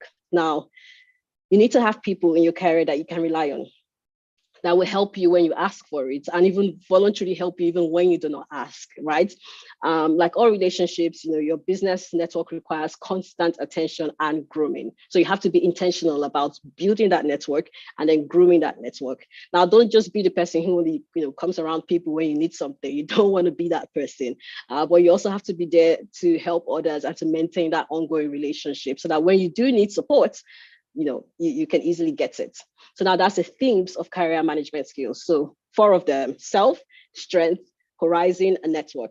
So going back to the steps. So steps, we had the goal setting, strategy identification, strategy implementation, and evaluation. And for themes, we have self, strength, horizon, and network. Okay. And then the last slide before I stop all of this, because like I said, I don't want death by PowerPoint. I'm not trying to bore you. This is the last theoretical slide. It's the 5 Ps of career management. Now, during your entire career management journey, if you take into consideration these 5 Ps, this is you taking a proactive approach. Remember what I talked about today? Don't be reactive, actually be proactive. So assuring that you have, more control over your career outcomes. That's the good point of being proactive. It just helps you have, better control. But when you're reactive, you're just reacting to everything. So you don't really have control, really. So the first P is possibility, right? So this is you, researching, doing your homework to understand what are the potential career opportunities that you have either for your degree or for your skill sets, understanding, what's the list of must-haves, what's the list of preferred skills that you need for that step that you're going to take in your career. So it's pretty much, in a nutshell, developing an informed understanding of potential career routes for your skills or your degree. And this situation is paramount to your career management. Now, the second P is presence. So presence is pretty much talking about your professional brand, right? How do you want to be known? And what sets you apart from every other person in your field? I mean, when I was an accountant or even an auditor, there were like thousands of us. What makes you stand out? Now, when you've been able to identify that professional brand, you need to ensure that your resume, your cover letters, your LinkedIn profiles, your social media, all of that fully reflects that professional brand. And you also need to ensure that your interview skills, so you need to polish your interview skills. So ensure that, when you go for interviews, you're able to articulate what that professional brand is. So super key to have the right presence. Now, the next one is people. And this is quite similar to the network we just talked about when we're looking at the themes. So, you need people. What's the status of your professional network right now? If it's lacking, you need to really very swiftly turn that around, because you need to possess like a strong professional network, because that's vital when you're either transitioning or even in your day-to-day job. You just need that strong professional network. And the next P is perspective. Oh boy, you need to maintain the right perspective because it's going to get tough out there. That's the reality of things, whether it's a job search or whether it's even you settling into a new role, or you trying to transition, or you working on a project or something. It is going to be tough. But maintaining that proper perspective helps you prevent any negativity, and negativity can also obviously hinder you, right? So having that right mindset and perspective is super key. And last but not the least, perseverance. Grit. Anyone that knows me knows I talk about grit a lot. You have to be gritty. So grit is that resilience, the ability to be able to bounce back from failure very easily, right? Now, and the only way you'll be able to do this is if you have the right level of passion in whatever you're doing. Because it's very easy, when the going gets tough, for you to just give up. You're like, nah, I'm not doing this. But if you're really passionate about it, then you're able to say, okay, you know what? No. So I've learned one way how not to do it. So I've learned from the failure, which is one way how not to do it. And now I'm going to get up and do it this other way. So it's very good to have that grit, that perseverance. If you do not have personal stories yourself, it's good for you to try to at least know influential people around you who have been able to overcome adversity in their own their career journeys. And then you can use their or leverage their personal stories to help you go through your own difficult paths. Now, I know I've talked a lot about difficult, and it's like, oh my God, is it really that difficult? Truth is, yes, it is. Okay, I'm joking. It's not really difficult all the time, but you need to have the right mindset when it does get difficult. So yeah, so those are the 5 P's. So possibility, present, people, perspective, and perseverance. Okay, great. Practicalities. Story time. So here I'm going to walk you through my career journey, and I'm going to be able to explain how this small town girl went from being, graduate of University of Port Harcourt to now being a general manager with Amazon UK. So I call this the evolution of Georgia's career. So I've been working for about 11 years now. I've worked across 5 companies and in 6 roles. So over the next 30 minutes, we're going to discover or uncover the what, the how, the where, the when, and the why, okay, of my career journey and my career management or career evolution, whichever terms you want to use. So I've put together some pictures here. I'm going to be using pictures a lot because I'm trying to keep this fun and entertaining. So I'm going to be using pictures a lot. So this was a picture I took in 2016, I believe, yes. Because I had like my business cards in my wallet, and then I had my Total ID card, and I just lined it up. And I was like, ooh, this is, that was 2015. I was like, wow, this is what I've done in 5 years. And it was super impressive. At least I was proud of myself anyway. So next couple of slides, you're going to see a lot of pictures.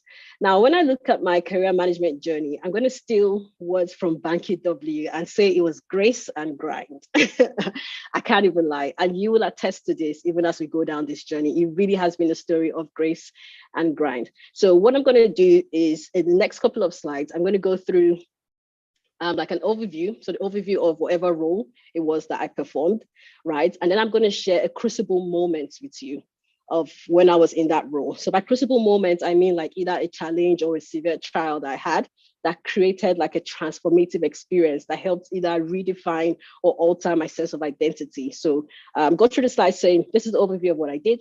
This is a crucible moment. And then I'll now ask you, what were the steps, the themes, or which of the 5 Ps do you think applied to that moment? Okay, so this is where I want us to be, interactive when it gets to that point. All right, so first up, my friends are probably going to kill me for this when they see that picture that I put up there, but that was the only picture from my graduation day that I could find. I didn't have a picture by myself, so I'm so sorry, Efe, Augusta, for doing this to you. Now, so that's a picture of me on graduation day. I graduated in 2010 from University of Port Harcourt. So I have a BSc in accounting. So you can see the Uniport logo there, proud, Uniport alumni. And then you can see 2 certificates there. So those certificates there are actually, one was an award prize for being the best graduating student in my department. So that's the accounting department. And then the other one is for being the best graduating student in the entire management sciences faculty. So yes, so I did graduate off of my class. That brings me back to the grind, right? And Banky had talked about this, about, the commitment and all the effort and everything that is required, for greatness. So you have to put in the work. It's a no-brainer. However, the interesting story, I didn't finish with the first class. Because everybody just assumes, when I say, oh, I graduated with my class, like, oh, I finished the first class. No, I didn't. I actually finished with a 2-1, but a very painful 2-1 because it was a 4.35. So I was just 1.5 points away from a first class. And now I don't know why. I don't know why, but something stands out to me, or something, a story I remember was when I went for an interview. I'm not going to say which of the 5 companies, obviously because this is streaming live on YouTube somewhere in case someone listens to this. But I remember going for one of the interviews, and then they asked me, the question, they asked, oh, why should we employ you? And I was like, oh, I'm intelligent, I'm this. And then he was like, intelligent, well, you finished with a 2-1. I'm like, well, yeah, but I was the best graduating student in my department, he now said, if you're intelligent, you got finished the first class. I was like, no, I was the best in my department. He was like, well, maybe you didn't have so many intelligent people in your department, then that's why you are the best. I was like, whoa, shots fired. I was determined to get into that company and show that guy that I was actually intelligent. Yeah, so that was not a good interview experience, but yeah, that happened. So yeah, but when I graduated, funny, interesting thing. And this is me trying to be very transparent. I did not have a goal. I did not have a plan. I did not have career management, all of that. All of this I'm sharing now, I did not have it. That's why I was actually happy to see, 28% of people in between the ages of 15 to 25. So if you're still in school, you can actually, get it right right now. Don't be like me that graduated without much of a goal. So what was my plan? So my plan was just to work in an oil company. That was all I knew, because I was like, if I'm in an oil company, I'll be doing minimum work, maximum money. That was my perception then.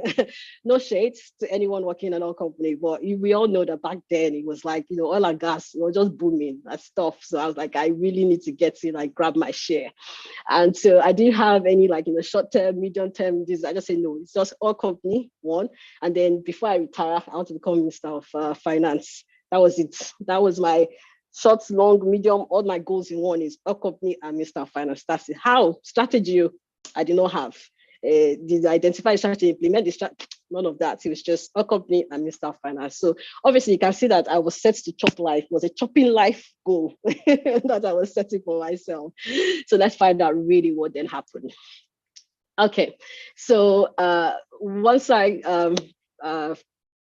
graduated in May 2011, I got my first job in a startup company called Synfix. So that was not the oil and gas job I was looking for, but I got the job regardless. So a startup company called Synfix. So that's me, NYC. Once again, I've betrayed my friends by putting this really bad throwback picture, but I'm so sorry, they love me regardless.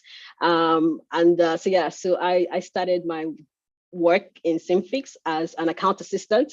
And as I was doing that, I was also doing my NYC, and then I started ICANN. So ICANN is Institute of Chartered Accountants of Nigeria.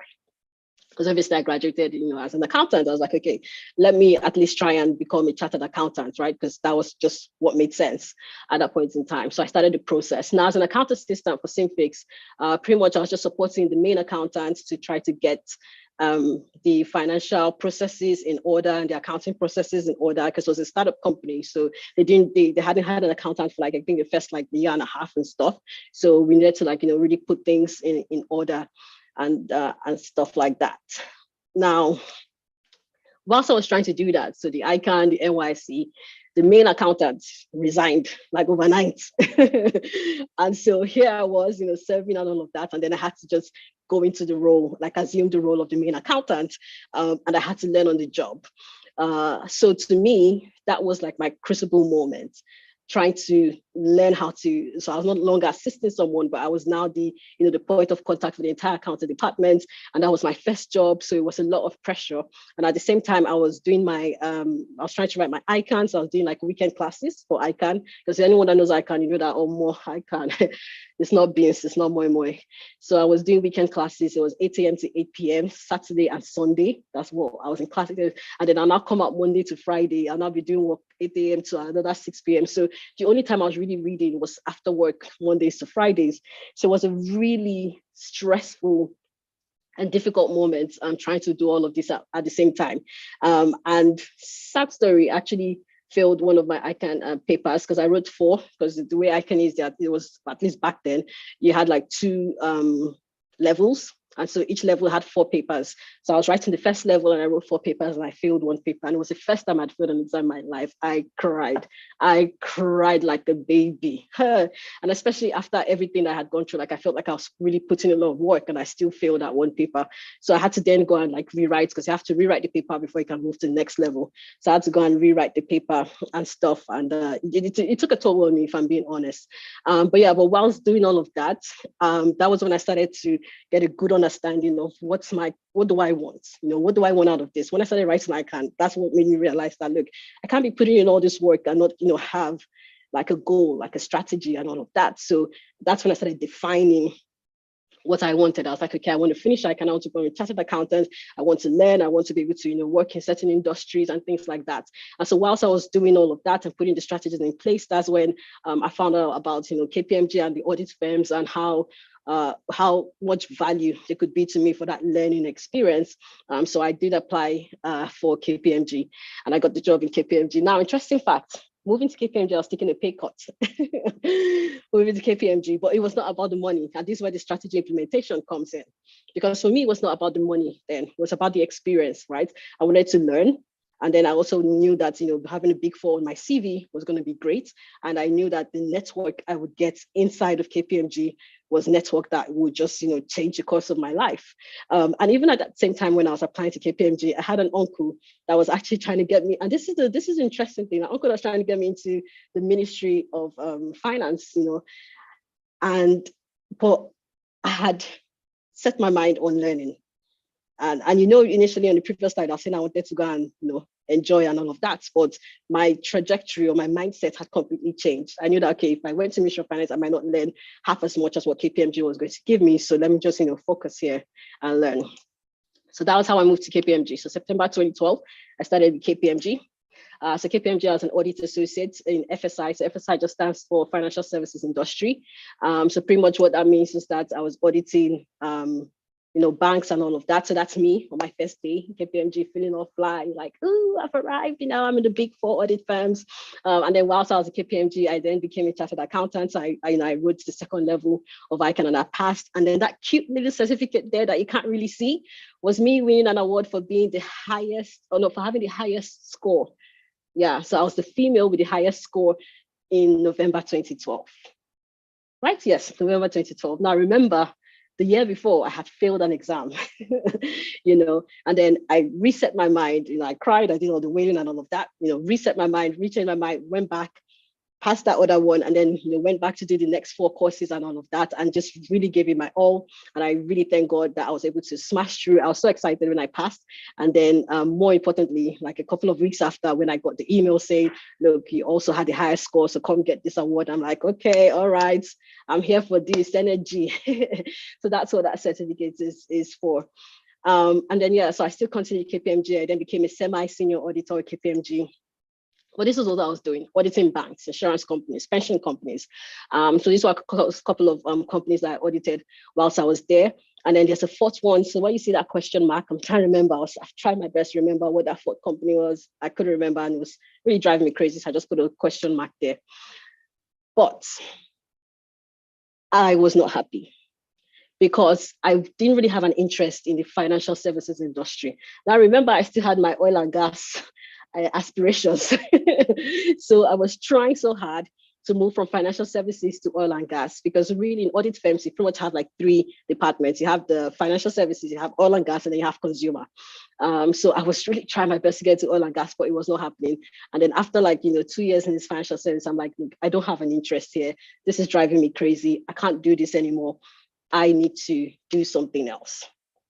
So at that point, I applied to PwC to say, okay, you know what, let me try and get into another audit firm and see if I can get like a different department. Because I knew if I stayed in financial services, then my trajectory would just be that, financial services. So even though I left the big four, I most likely still end up in like a bank or something. And, no shade to anyone in financial services, it just was not of interest to me. I remember what I was talking about when we were looking at the themes on that self, saying, what's your interest? You really need to know that, because I knew that if I stayed in financial services, I was not going to have the passion that I needed. So I needed an out. So that's why I applied for PwC.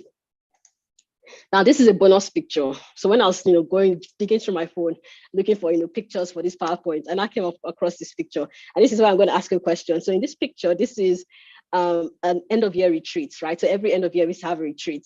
And that's me holding 200 pounds. So it's 450 pound notes that I won, or I got, sorry.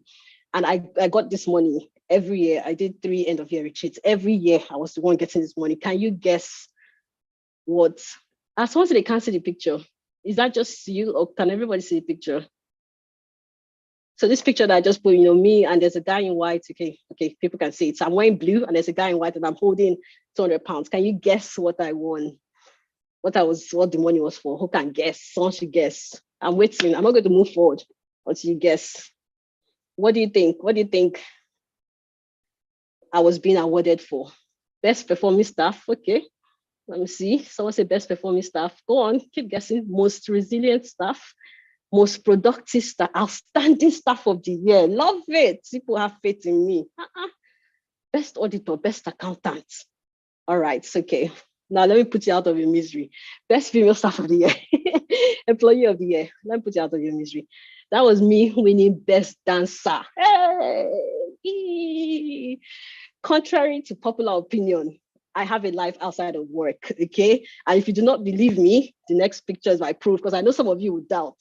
So this is the next picture. This is me doing kukere. This is me doing a hair. You can see there. That is me actually showing you some dance moves, okay? So if not for, you know how our Nigerian parents are, yeah, thank you. Bless you, mommy, bless you, daddy. If not for them, I probably would have wanted to be like a professional choreographer. That was like when I was growing up, that's what I wanted to do. But, reality, real life kicked in. So yeah, so that's me winning. And I won it back to back, like 2012, 2013, 2014, back to back to back. I was just collecting my 200 pounds. Okay, going back to serious stuff now. So the story I just told you, to me, that was the first phase of my career. What do you think played out here? Let's remember the steps, the themes, and the 5 Ps. Now I have a board here and I probably will stop sharing. So please raise up your hand, please, because I want this to be really interactive. I want people to raise up their hands. So raise up your hands if you feel like you can, feeling bold enough to tell me based on the story I've just shared. Thank you, I can see Musa. So I'm just gonna stop sharing my screen for a moment because I wanna use this board. Let me see, where's my zoom. Stop. Okay. And please let me know if you can see the board behind me, because for some reason, oh yeah, okay, I can see myself now. Sandra, would you help me, please? Maybe we just take 3 people. I probably need to bring this a lot closer. Okay, I want to see what everyone is seeing. So if you can't see, just let me know, okay? So we have steps. Remember the steps? No, this pen is disappointing me. So we have steps, we have theme. And can you see it? You can't really see it. Oh, no. Okay, so steps, theme, and let's say 5 Ps. Somebody raised up their hand, or we have some people that have raised up their hand. Sandra, can you help me if you just unmute the very first person? And then I'm eager to know what they think, what played a role in that first phase of my career journey.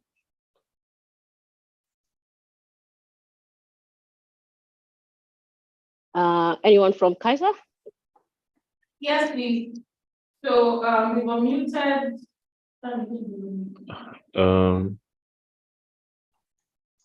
Musa. Okay, Musa, can you unmute yourself and speak, please? Unmute and speak now, please.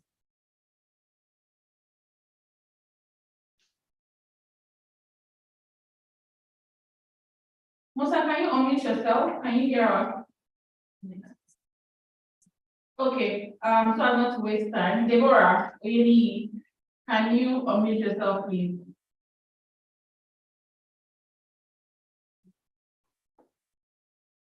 You can just unmute yourself on your screen. Okay, good afternoon, ma'am. Afternoon, Deborah, how are you? I'm fine, ma. Can you hear me, ma? Yes, loud and clear, Deborah. Go on. Okay, for the step, that the first one was goal setting. Perfect. Actually, redirecting your goals, your setting of your goals, prioritizing them, and knowing what you're going for. Okay. Then for the second one, you start strategizing and identifying and implementing your goals. Then for the last one, it was evaluation. Okay. Then for the theme of the career, you started developing yourself, like you started knowing yourself, what are you passionate for and what you want to be in life. You started prioritizing it. You went to like there's what they call your self-awareness. You made an aware of it, went to know about your self-awareness and what you have passion for. Then your strengths, you started working on your strengths. You went, should I say, you develop your temperament and know your strengths and your weakness, and you started developing on your strengths and also working on your weakness, man. Then the other one was Horizon.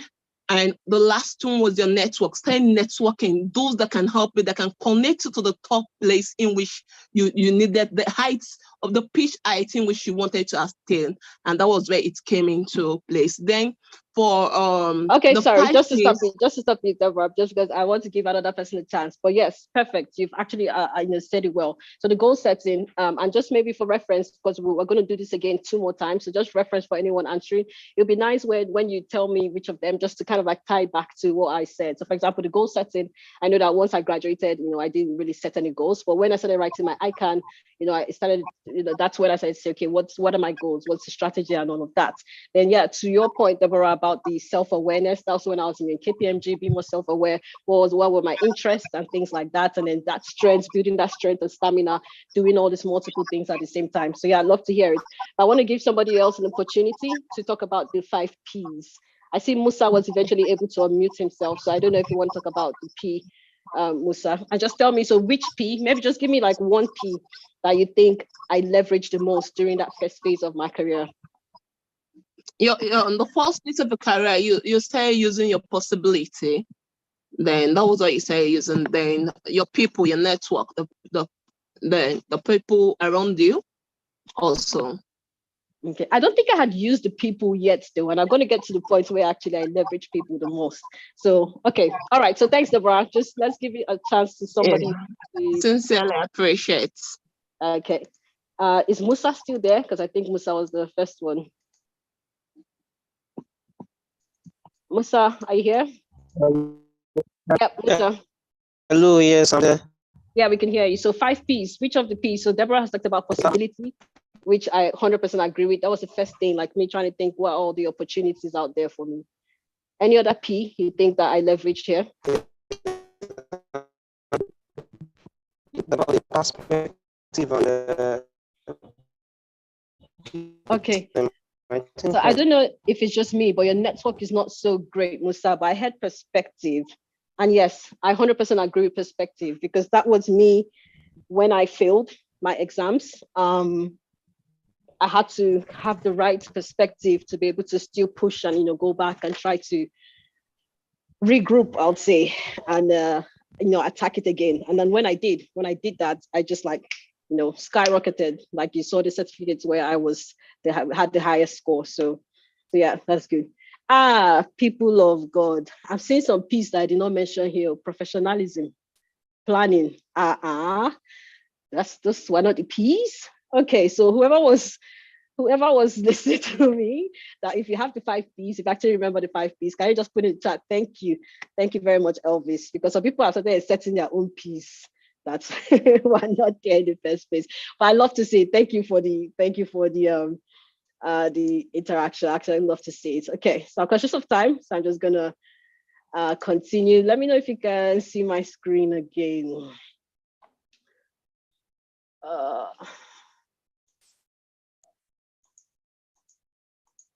Okay, yes, you can see my screen. All right. So everything that was said, completely I agree with it. But to me, these were the things that stood out the most. So I just popped it here. So for steps, it was like, okay, what's the goal? What's my goal? I was like, Georgia, you need to get that goal. Then as strategy identification, this was me identifying to say, okay, how do I then achieve this? What do I need to do? And blah, blah, blah. And then the theme, under the themes, it was horizon. My first phase of my career was really horizon. It was about the learning, the experience. And regarding the 5 Ps, possibility, perseverance, were 2 big ones that I identified. So now let's move on. So remember I said I applied for PwC because I just could not do financial services anymore. It was just driving me crazy. And so I applied for PwC, hoping that they would give me the oil and gas. Well, guess what? I still chopped the la. So in PwC, I was a senior audit associate, but not oil and gas. However, I was in consumer. Now, remember I told you there were 3 audit departments. There's financial services, oil and gas, and consumer. So consumer is pretty much anything that does not fall under financial services and does not fall under oil and gas. So, whilst I was in consumer, I had the opportunity to audit MultiChoice and Ebony Life TV. So it was interesting. Still was not what I wanted. Still wasn't the oil and gas, but I actually found this more interesting. And I was like, okay, I can actually do this. So So that was what I was doing as a senior audit associate. So now I started to lead the audit. So before I was just like team member of the audits, but at this stage I started to lead the audit. So it was a good experience for me. And I started volunteer work because when I was in PwC, I want to believe I had a better, either I had just adjusted my bandwidth for starters, or I just had, that better work-life balance that gave me the opportunity to start volunteer work. And David and Banky W had both talked about volunteer work. I kid you not. If you're not doing it, you need to do it. So this was not planned. Like, I mean, they didn't know I was going to talk about volunteer work. I didn't know they were going to talk about volunteer work, but I would tell you this, that I would honestly say that volunteer work opened the doors for me. So what kind of volunteer work did I do? So I started working with Slum to School Africa. I don't know if you know Slum to School Africa, you can check them out.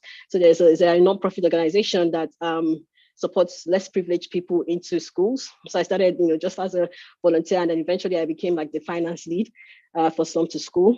And then I used to attend House on the Rock.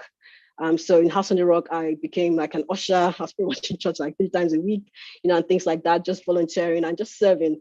And they give you experiences that you can actually still use in interviews, for example. So when I was doing my Amazon interview, there was an experience from Slum to School I actually did use for my Amazon interview. So do not underestimate. I'm not saying go and volunteer because you want to have stories for interview. No, volunteer because you just generally want to give back. That's how I felt. I was at the point where I felt like, okay, you know what? I want to give back. I've been taking from life. It's time for me to actually give back. And that's what I did. And I was blessed to be a blessing and stuff. So anyway, so I started volunteer work while I was in PwC. And then finally, Baba God picked up my call. This oil and gas.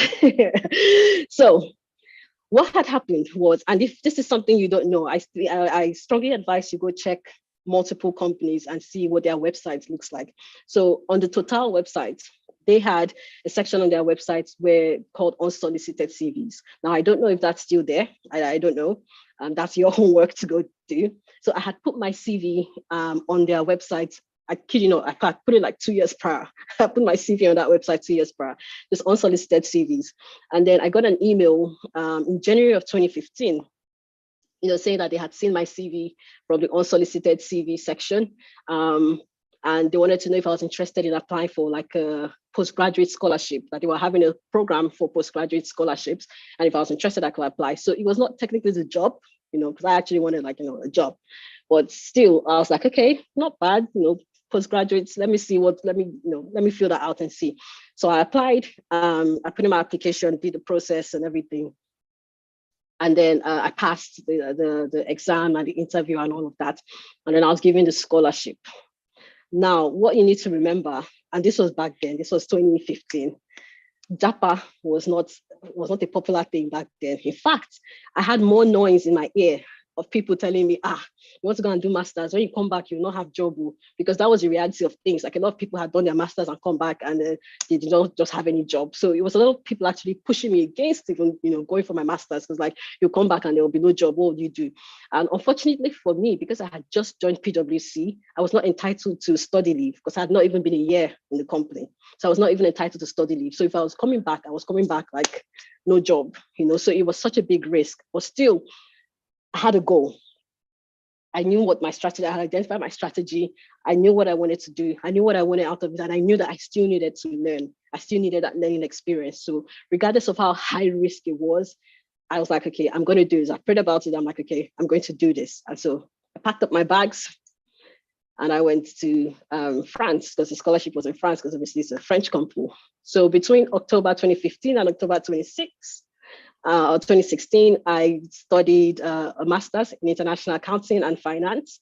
So that's a picture of me on my project day. I graduated top 5% of my class. So once again, still that grind, it's putting in that grind. So that's a picture of me on my project day. And then the first picture was a picture of me and some other scholarship recipients when we just got into France. So we had to go to the Total office in Paris for induction. And then I finished. I came back to Total for 3 months internship. So I was their internal control analyst for about 3 months, but it was not a permanent job, it was an internship job. So at that point, I had to search. So that was me in their office, So I had to apply and search for a role. Hey, bus boost, rejection, left, right, and center.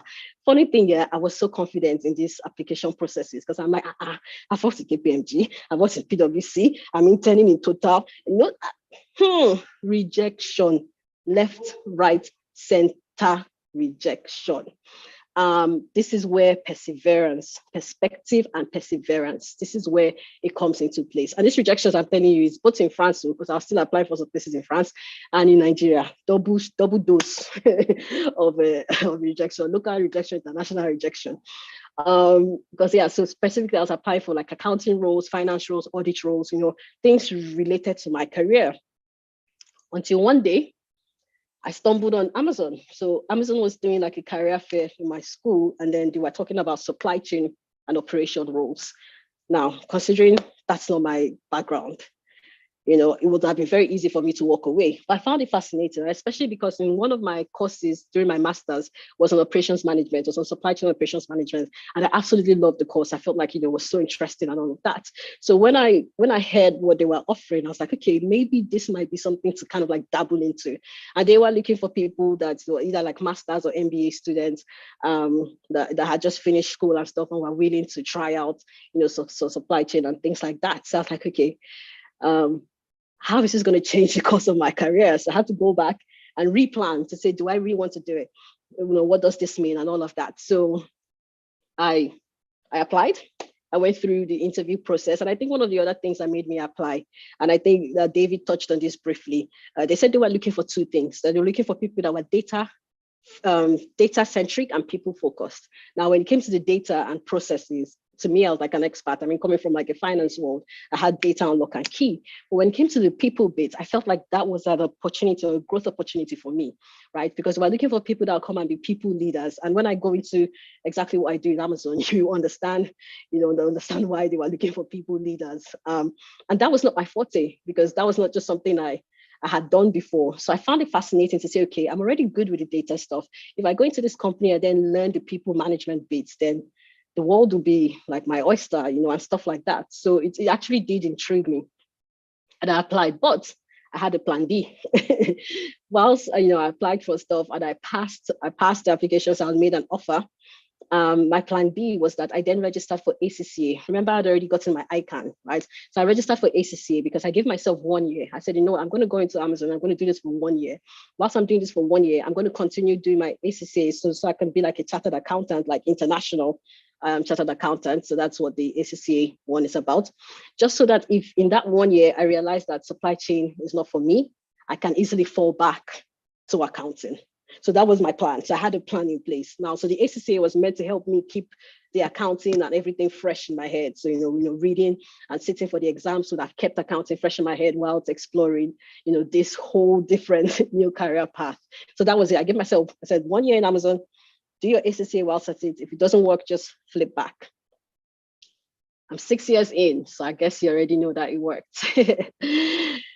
All right, so what would I say was my crucible moment in that point in time? I would say it was the multiple rejections. It got to a point where I was really getting desperate. I was really scared because I was like, oh, this is what everyone talked about. That the labor market then was hard, blah, blah, blah. No, I can't get a job. What am I going to do when my internship runs out and things like that? So that was my crucible moment, and being able to handle that was the perspective and the perseverance that got me through that. So going back at this, so raise up your hand. What played out here? Give me steps, themes, and 5 Ps. Anyone that wants to speak, please just raise up your hand. I've already given you Pool Expo. I already talked about the 2 Ps that worked well for me. But anyone, I see one person has already raised up their hand. So if you can unmute, I see David.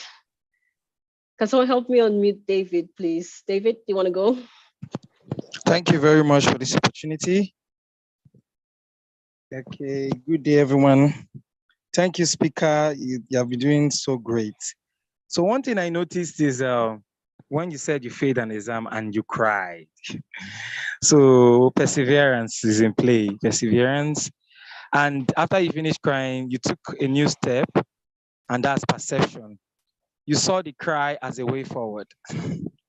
You didn't fall backward, you fell forward. So that's what I have to say. Okay, thank you. Thanks a lot, David. Who wants to go? Anyone that has wants to go next? Sandra? Can someone unmute Sandra? Hello? Okay, Hello. go on, Ayodeji. Yeah. Yeah, thank you. Before you went for your, thank you so much for the section. Before you go for your masters for the total energies, what the things that play for you for the step? I think goal setting. You set a goal first, Okay. and secondly, there was a strategy and identification and implementation at that point. And then for the teams, right? Yeah, teams. Yeah. For the teams, I think the horizon to explore.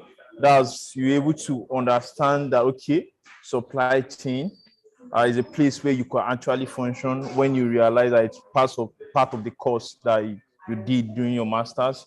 Then the the understanding the possibility, the interest also play in that part.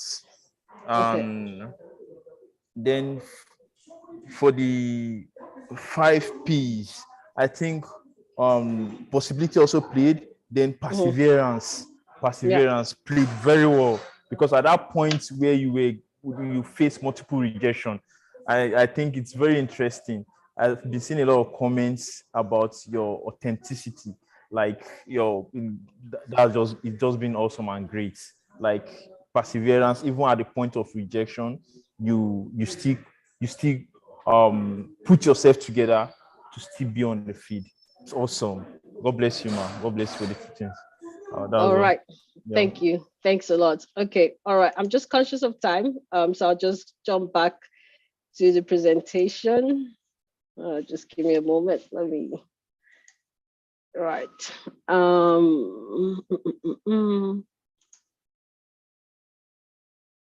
One second. Let me be sure I'm sharing the right screen. So screen share. Yep. Okay. Great.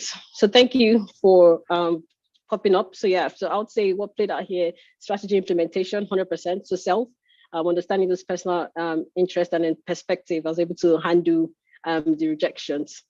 Now let's look at the last bit of my career journey. So, so in this bit, what we're going to explore here is, so I joined Amazon, so October 2016 to date. So I just clocked 6 years, 2 months ago.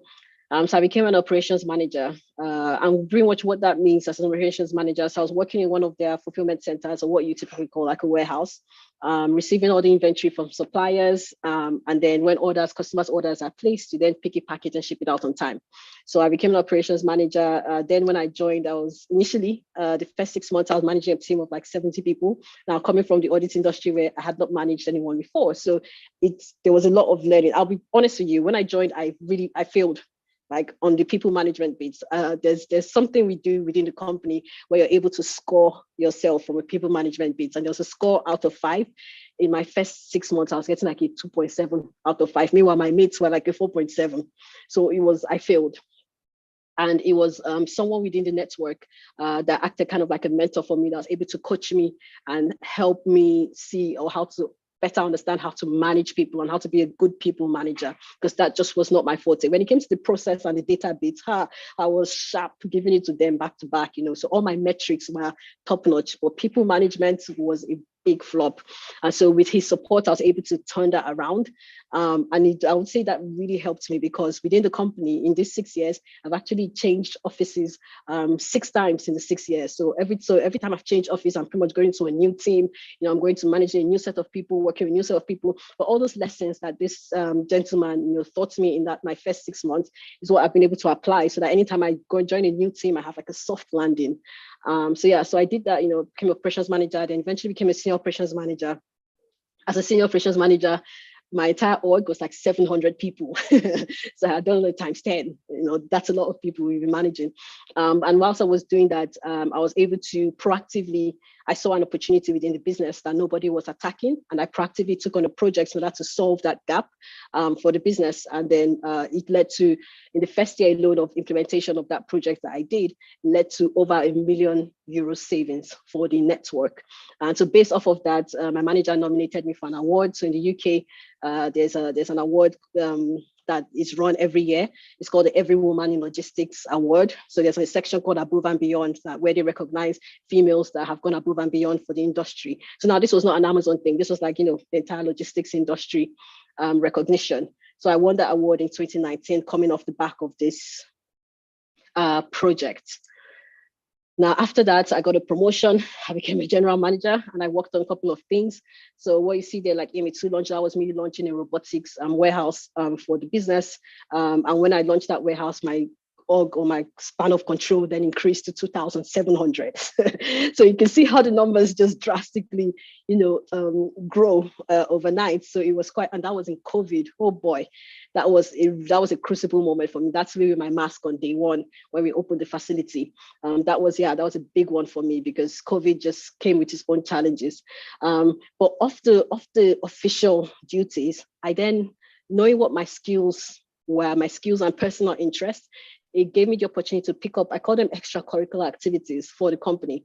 And that includes the Black Employee Network. So I started the Black Employee Network for the UK operations team. And that was not my day job. Like that was just me thinking, okay, you know what, we need a network for Black people. So I started a Black Employee Network and it has grown over the 2 years that it's been running. I then set up like the DEI, I helped them set up like the diversity and equity org.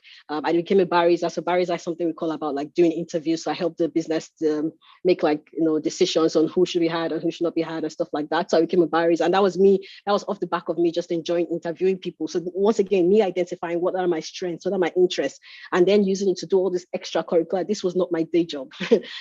Black Employee Network, DEI, barrister, and even so Circles Mentor is where I mentor a group of people, within the business. So it goes anywhere between 5 to 10. So those things were not my day job. This was just things, me picking up extra things because I found them interesting. I found, I had the strengths, the skills in order to run those things for the business, and I did them. Now, because I did all of that, I got the right recognition for the business because they were able to identify that, okay, she's pretty much going above and beyond. And then now I've moved into my role as country leader. So pretty much as country leader, what I'm working on is launching Amazon operations in like new countries. So obviously for confidentiality's sake, I can't say which countries, so I'll just keep it as that. But one thing I want to talk about, so the crucible moments for me really in this journey was my entire role when I was a general manager, like launching a building in COVID, picking up all these extracurricular things that really I should not have done if I didn't want to. Like nobody would have penalized me for it. Like it just was not my job. And then I think something interesting to note even is as a country leader, because I'm launching in new countries, it reminds me of my Simfix KPMG story where I took a pay cut to go to KPMG. Now, taking this country leader role, I know it's going to slow down my progression. Now, because if I stayed in the normal general manager role, I'd have been on like a path to vice president. But now as a country leader, it's kind of like slows you down because you spend most of your time more like planning than actually executing. Because when you execute is when you get results, and this is this. And when you get results is when you can be promoted, right? But country leader, you're more like planning. It takes forever to plan a launch or a new country and stuff. So, but I'm satisfied in slowing down my progression because I feel like I've got to the point in my career where I can actually take a step back and do something that is fulfilling, not necessarily just about, like a ranking or about the money, because obviously, I like to earn vice president money. But once again, it's not about that for me. So say, okay, is this other path fulfilling? And yes, it actually is going to be fulfilling, regardless of the fact that it's going to slow down my progression. I know it's going to be fulfilling. So it's one thing to note. So it's not all about the ranking. It's not all about the money. This is the self-awareness bit. It all boils down back to that self-awareness. That's the starting point. Now, last but not the least, I'm just throwing it out there because this was something that I never knew about when I was in Nigeria, but it's something that has helped me a lot in the UK here. So I call it managing upwards, right? So it's really about creating like a productive and effective work relationship with your manager. So that's you intentionally trying to find out what's your manager's challenges, what are their pressures, what are their strengths, what are their growth opportunities or development areas, what are their preference for communication or preference for like working styles. And then when you understand all of that about your manager, you then look for ways to complement their own strengths or preferences and address any areas where they require support. Now, the reason I say that's key is because it helps you help them and makes their life easier. And if you make your manager's life easier, the doors open. Trust me, because first of all, your manager will be talking about you to every other, peer that they have. And then suddenly the word just spreads like, oh my God, working with this person is so amazing. Then you have people reaching out with you for opportunities. For example, this country leader was somebody, somewhere that I'd never met that reached out to me to say, look, I heard you're great. I have this. Do you want to come work with me? That kind of a thing. But that's because you've helped make your manager's life easier. So managing upwards means you really truly trying to understand all those things I said about your manager. Because once you proactively do that, you also get the opportunity to talk about your own strengths and development areas, and it just really helps your manager manage you more effectively and just promotes a healthy, cooperative, professional work relationship. Because I've moved 6 times, I've had so many managers, and I tell you that managing upwards has been amazing. It has just been amazing. I remember one of my previous manager, when he went for my promotional interview, and this was when I say my crucible moment, all these things that I worked on. He said that when he went for my promotional interview, that he was like, look, Georgia, I've been in this business for like 8 years. Your promotional interview or your promotional panel, we call it panel, because how you get promoted is they write a document about you to say these are all the things you've done, and these are the reasons why I should be promoted. Then they go and present that document in front of a panel. And that's like a 4-man panel.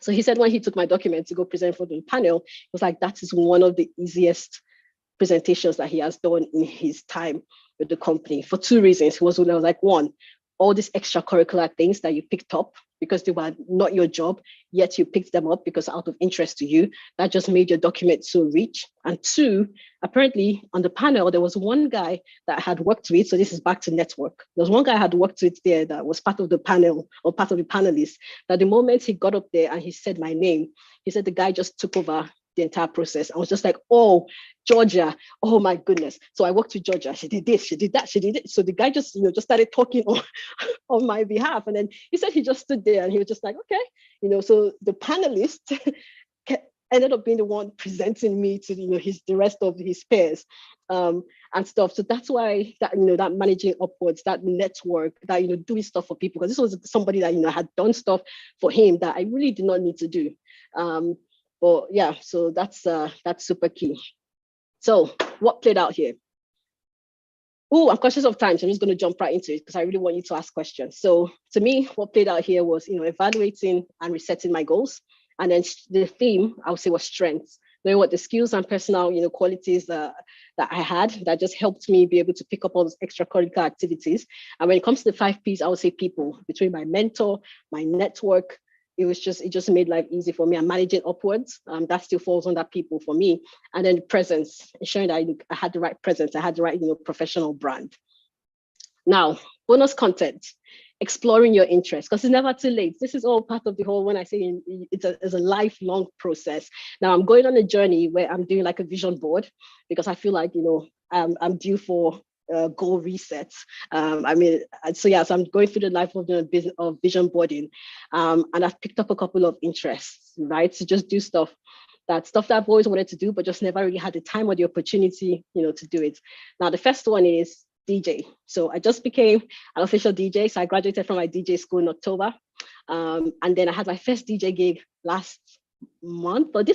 first Friday of this month. So that's me there. It's such a really bad picture. I need to go and take like professional DJ pictures. So that's me, doing my thing. So hey, if you're looking for DJ, please reach out to me on Instagram. I'll call a DJ for you. I'll pay you. Oh, no, I'm sorry, you pay me. Why am I paying you? Oh gosh. You'll pay me. So that's something that has been of interest to me, that I'm doing. Right now I'm just doing it for fun, but I plan to eventually, monetize it. So, girl needs to get a side hustle. Secondly, Sandra had talked about this, but I recently started something. It's called Raising Giants, the Proverbs 31 way. So I don't know if someone can pop the link. I'd share the link, if you can just put in the chat. So if you're between the ages 16 to 21, please go to my LinkedIn page and watch the video and register. The registration closes on 21st of December, but it's pretty much Raising Giants. So this is me that I want to mentor and coach young ladies between the ages of 16 to 21, the Proverbs 31 way. Like I want to show them that, look, you can be all these things that this Proverbs 31 woman was. There's no stopping you, right? So if you're interested, please share the link, do all of that. I'm really passionate about this. So the program actually starts in January. I'm excited. This will be the first cohort, and then every year I'll be changing like cohorts. So I know this is going to be the start of the movement, and it's a vision that God specifically had placed in my heart, and I can't wait to see it, just really blow up and be impactful. So yeah, so that's the Raising Giants to the Proverbs 31 way. And last but not the least, this just came into my mind this week. So you see, I'm exploring. This is me exploring. This is me vision boarding. It's real estate. So I'm looking to start kind of like a real estate company. So, hopefully I'll start doing like, come and rent house from me, go and buy a house from me, share you patronize me when I come. So yeah, this is me just exploring my interest. And I put this here as, like bonus content, because this is me. These are things that I've just gotten into in the last quarter of this year. So you can always regroup, reset, re-strategize and all of that. So now I put here, how can I improve my career management? Now this is for you, okay? Just pop it in the chat. What do you think you need to do today to improve your career management? I just want to see it. Let's see all the responses come in.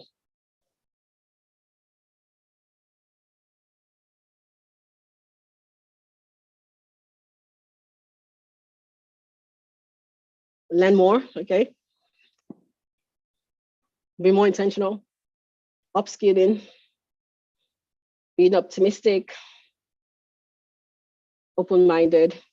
People, they're all the 5 P's and all the themes and all the, steps. I want to see them too. Plan well, strategize, evaluate, create a career plan. You definitely need that plan. Goal setting, thank you. Focused, horizon, persevering, people networking. Great. Amazing, amazing, amazing, amazing. Love to see it. Okay, so all you're saying, 100% agree with you, stuff that we've touched on, but I just put in some here, which I just put this as the 4 key ones. So the first one is goals, goals, goals. You have to have goals. If you do not have goals, you need to change that.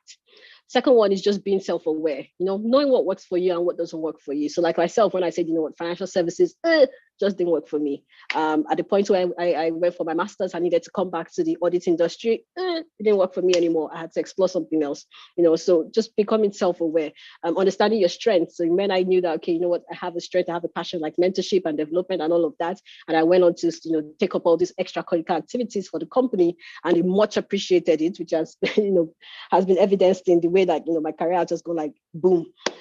So that was me understanding what my strengths were, because I was very self-aware. Working on your personal brand, and last but not the least, invest in your network.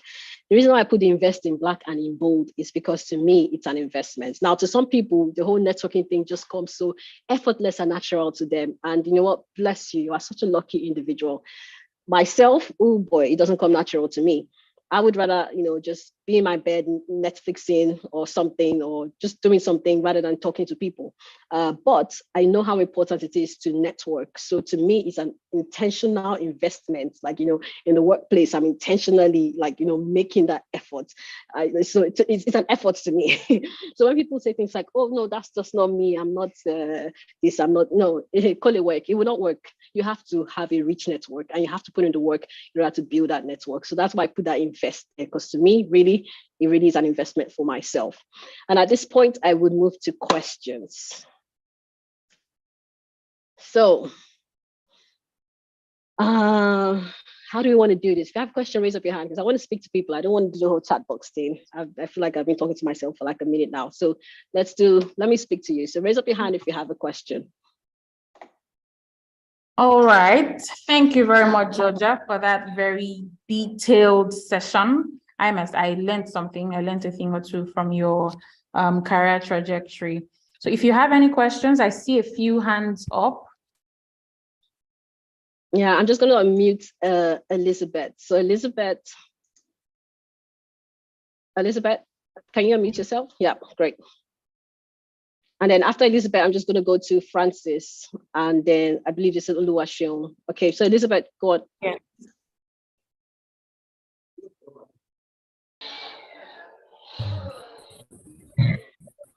Elizabeth? Hello, can you hear me? Yeah, can hear you now. Good afternoon, ma'am. My question, first of all, I want to compliment you for this section. Where I am now, I'm just thinking that have I done enough to be where I am? So my question is, I wouldn't say I feel like as doing your section, I feel that I've not done enough. Is it too late? How can I get my balance to be working? Let me use that word. I just feel I'm a journalist. Yes, I work and I do some investigative stories. But however, through your section, it seems that there are some missing links I need to join together. So I don't know how to put the question. My question is, is there a possibility of I won't say within a short time or within a time frame, revamping myself? Let me use that word. Thank you very much, ma. Yeah, so it's never too late. It's never too late. That's one thing you should know. I mean, I just went to DJ school. I'm 32. A lot of people that went to do the whole creative and arts and things, they started when they were quite young. And here I am doing like DJ for beginners at 32. And then I'm going to parties and, begging promoters, please, let me play, let me do all of that. And that's me trying to explore something new and try something new. And build something on that.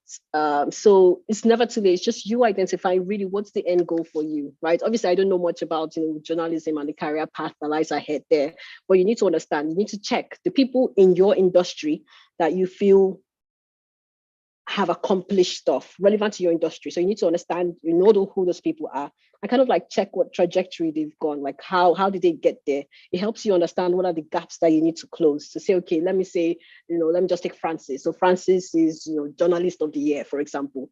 Go and study Francis's story and try to understand what did he do, what gaps, try to say, okay, do I need to get a mentor that can, kind of like guide me to get me to where that end goal is? But it all comes back down to the goal. What is your goal? If there's anybody that has achieved that goal that you're setting now, try to understand how they achieved it. But key point, it is never too late. You need to restart. You can always regroup and replan and, have another shot at it. Okay. We have a question in the chat room before I unmute the next person. So it says, please, could you explain further on building your personal brand? Yeah, so building your personal brand. So that's about the presence, I would say, right? When you're talking about personal brand is if you're not in the room, how do you want people to know you? So without you having to explain yourself, how do you want people to know you, And how do I say this now? Okay, so when you're not in the room, what do people say about you? What do they know this person? Who asked that question? Adebi. So who is Adebi when you are not in the room to tell them who you are, right? And so everything that you do should reflect what you want that personal brand to be. So for example, for myself, I knew that, okay, I wanted to have a track record. That's one of the key things. And you'll see that in my CV, on my profile. It's like I have a track record of delivery results. To me, that was part of my brand, track record of delivery results. And everything that I have done, I have delivered results on it. So help me God. So ensure that you have that and that everything about you portrays that. So, your LinkedIn, your CV, like everything about you, behind your back, is that what people are saying about that brand, that you're just someone that, has that track record. I also have a thing for giving back, and it's something that I wanted people to be able to identify, right? So that's why I was very intentional about, all the volunteering stuff that I'm doing, and even this coaching program that I'm starting now is what I want to be known for. Okay, so this person has a track record of delivery results and also, gives back, they want to grow others and they want to develop others and things like that. So you need to identify, what do you want to be known for? That's all. Building your personal brand is, what do you want to be known for? Is there somebody that you admire? What are they known for? And then take that and try to say, okay, myself, well, you have to be, so thy own self be true. Remember, that's how I started this thing, so thy own self be true. You need to understand yourself. What is that brand? What do I want to be known for? Then you can take intentional steps to do that.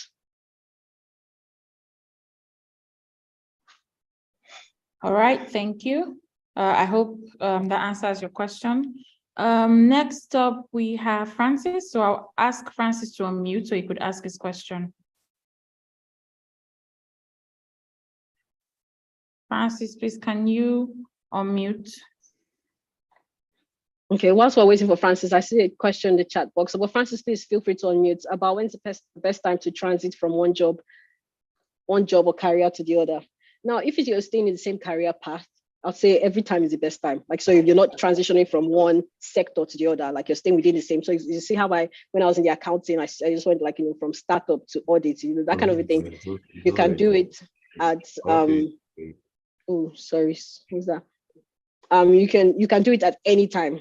But when you want to completely switch career paths, like how I went from, accounting and finance to supply chain, I'll honestly say you need like maybe some sort of like courses or like a master's, or an MBA. That's what will help with that transition, because you want to show your new employers or, your potential employers that, yes, I do not have the experience in XYZ, but I have done the learning in this. So now I want to come and apply this learning, right? So that was kind of like how I did that for myself. When I went to my, it just reminded me of a story. When I went for my Amazon interview, and then one of the directors, the very last director that interviewed me, he looked at my CV and he was like, why are you here? You don't have the experience and stuff. You're coming from like an audit world. You don't have like operations experience. I had to then tell him about the course that I had studied, which is the operations and supply chain thing. I told him about the course. Now, and understanding that course, I then used it to then tell him how really operations management also applied in audit and accounting. I tried to kind of like link both to him. It was Bobo. By the time I was done with this Bobo like this, the guy was sold. So doing that course and all of those kind of like things helps you make that transition from like a completely different career path to the other. But if you're staying within the same career path, like there's no best time. Do it anytime you want to do it. It's like when you identify, okay, that person, this company is going to give me the learning experience, or that company is going to give me, the better pay if that's what you're looking for. Because please, pay is good. Don't mind me. I know that I've taken pay cuts like twice now. Don't must not be like me. Please collect the money. Collect the money. The economy is red. If that's what you want to do, just do it. Do it when you have the opportunity to do it. Is Francis ready now? No. All right. So let's only. It seems like Francis was having an issue on muting, so I'll mute the next person. Hannah. Right. Okay. Hannah Oluwaseun, you can go ahead. Okay. Good afternoon, madam. Can you hear me, please? Yes, I can hear you. My question. Hannah, can you hear us? Yeah, we can hear Hannah. Should I go ahead, please? Go ahead. Right. All right. Thank you, ma'am. So thank you for today's presentation. It was quite insightful. Thank you very much for your time. So very recently I heard of something called career portfolio. Growing up, all we know is about CVs and resumes, but recently I heard of career portfolio, and I didn't really know how much to go about it. So while doing some research on the internet, I see its features. But my issue is that I didn't have much thing to put inside the career portfolio. I didn't have much volunteers. I didn't have much qualification or and much work experience. And I feel it looks kind of shallow. I feel quite how am I going to put it? I feel like a low self-esteem trying to put it out there. So I don't really know how I can go about it. Probably there are things acquired to it, or I should just let it be, and probably this is not the right time to create a career portfolio for myself. That's my question, please. Okay, so the first thing is self-assessment. You've done that self-assessment, and that is a great start. Now, from that self-assessment, you've identified gaps. Now, the onus is on you to close those gaps. I know you might say, oh, but it's not that easy. The economy is red right now, but you mentioned something about volunteering. You can start from there. There's never a shortage of volunteer jobs. There's never. But me, sir, I'm looking for volunteer to help me in this my life coaching business that I've just started. Well, it's not business, like life coaching, charity or whatever. I don't know how to describe it. There's never what's it called, shortage of volunteer jobs. So you doing that career portfolio, it might make you realize, oh my gosh, I don't have that much, but it has helped me identify those gaps. Now you need to be specific about those gaps. Don't be generic. So what are those things that you feel like is leaving you a bit affecting your self-esteem? To say, for example, is it people leadership, or maybe I don't have the experience, I've never managed somebody? Then you now go, okay, so the volunteer job that I'm looking for, I'm going to look for one where it requires me managing at least a small team of people. So whatever those gaps that you've identified in career portfolio assessment that you've done, the onus now is on you to fill it. Is it training? Is it requiring you to go on trainings? Go on trainings. Like, the trainings might be expensive, but it's an investment in yourself. I remember when I was going for this Total thing, after I had passed the interview, they told me I needed to, first of all, secure an admission in order to get the scholarship, right? In order to secure admission, I had to go back and do GMAT. I remember when I went to go find out the price of GMAT, the price was the GMAT training. It was so much.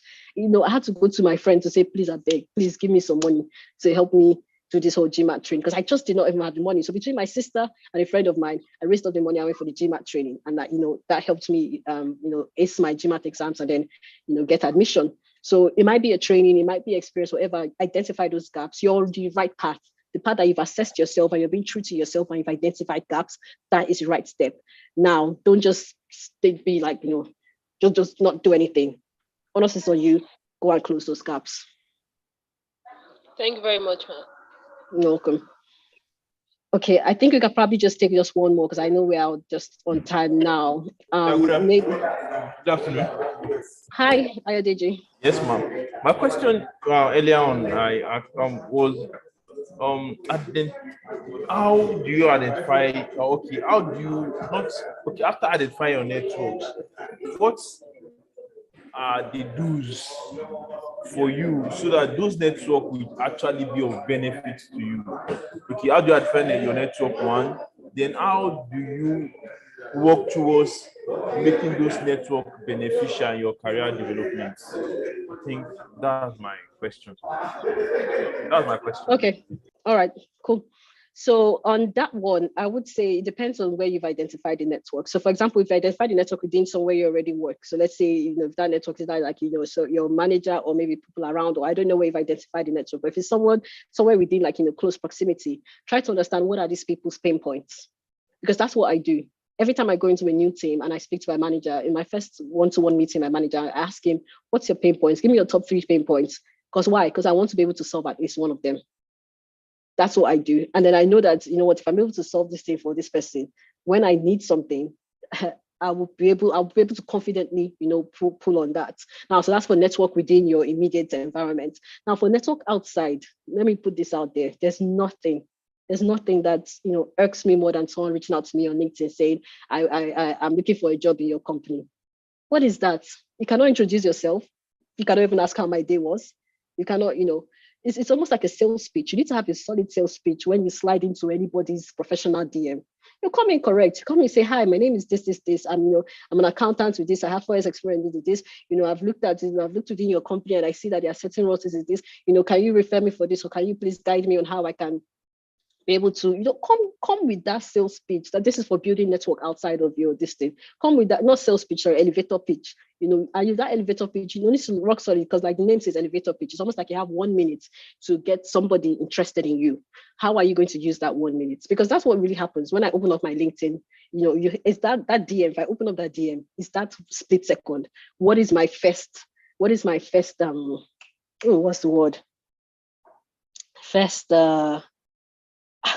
Because the word is not coming to me. But what's my first perception of you now that I've opened it and I've seen your message? And people miss it a lot with stuff like that. Now you have some other people, like for example, this Raising Giants thing. There's a lady, I don't know if she's on the call, she was going to join today, Alamina. She reached out to me when I posted this Raising Giants thing. She reached out to me. In fact, she saw the video on LinkedIn and even came to my Instagram because she felt I'll be more, I'll be more active on Instagram. Or maybe she knew that my LinkedIn DMs would probably be full. So she came to my Instagram DM and, introduced herself. I said, I like what you do. This, I share similar passions, this. How can I support you? Now this girl is supporting me. See, she already has, I'm in her network, that guaranteed. I don't know her from anywhere. I've never met her, but the fact that she came in and she's telling me like, how can I help you? I want to be able to support you. If she needs something, any day, anytime, I'm there for it. Energy, that's the energy I like. So that's how you build networks. So I don't know if that's helped answer your question, but don't just go and say like, how can I get? If you're going to say, okay, how can I get? Then at least let your elevator pitch be rock solid. But then if you're going more of the approach of how can I give, trust me, you're going to get people's ears. First impression. Thank you. Impression was the word I was looking for. Impression. The impression has to be good. All right. Thank you very much, Georgia. It's been a very interesting and a very engaging session. I believe that everybody has learned something, if not more than something. I unfortunately would have to close the Q&A session here. For all those who have questions that have not been answered in the course of the Q&A, you can email your questions to us and we'll reach out to Georgia to hopefully help us answer those questions, and we'll get back to you with the answers to those questions. Yeah, now, just one thing, Georgia sorry, just one thing. Yeah, okay. I just wanted to say, just to give, because I saw someone ask that. So my name, as you can see, my name on the screen, Georgia Kudike. That's my LinkedIn and my Instagram. I think those are the only two I'm on, yeah. LinkedIn and Instagram. So feel free if you reach out. But like I just said, like let that first impression be banging. Else, I'm sorry. Let me apologize in advance. You will be ignored. All right. So very importantly, let your first impression matter. Let your first impression be banging, in Georgia's words. So Georgia had mentioned in the beginning of the session that she'll have a free 30 to 45 minutes one-on-one session with 3 most engaging participants. So the KFSD team would, I'm sure they have been observing, and they would reach out to Georgia with those names, and then would plan the one-on-one sessions with those people. Right now, I would like to hand over to Ewoma. Ewoma, are you here?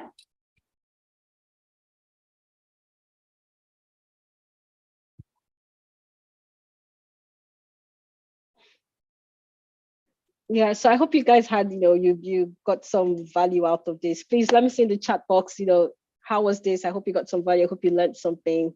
I really appreciate the opportunity. I will just go off now and hand it back to the Kaiser team.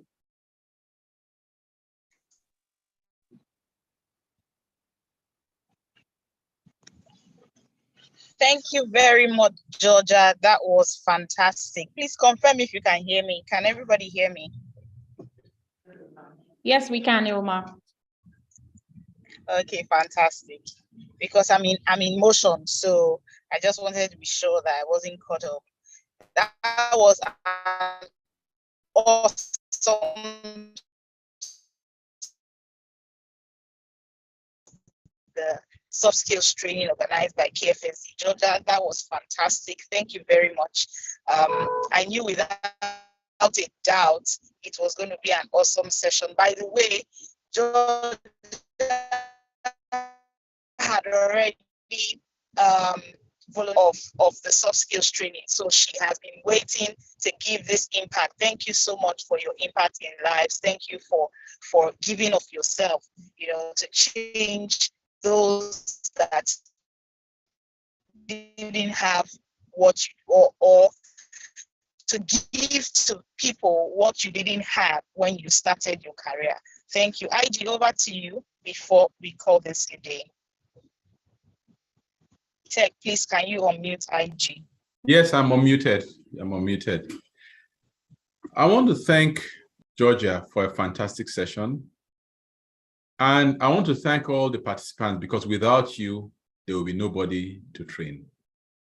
We do this every 6 months, and we hope this has been of value. And by the way, each time we do it, we take different topics. Last time we had negotiation. Sometimes we have things like public speaking, we have presentation skills. So we have different topics. So I want to ask you to stay in touch. And next time you're invited, please join, because you're going to learn something new. I learn something new each time. My own brain is bursting too, not just yours, Fumilayo. Mine is bursting. So thank you all for being part of this, and we look forward to continuously impacting you. And by the way, happy holidays. Thank you so much.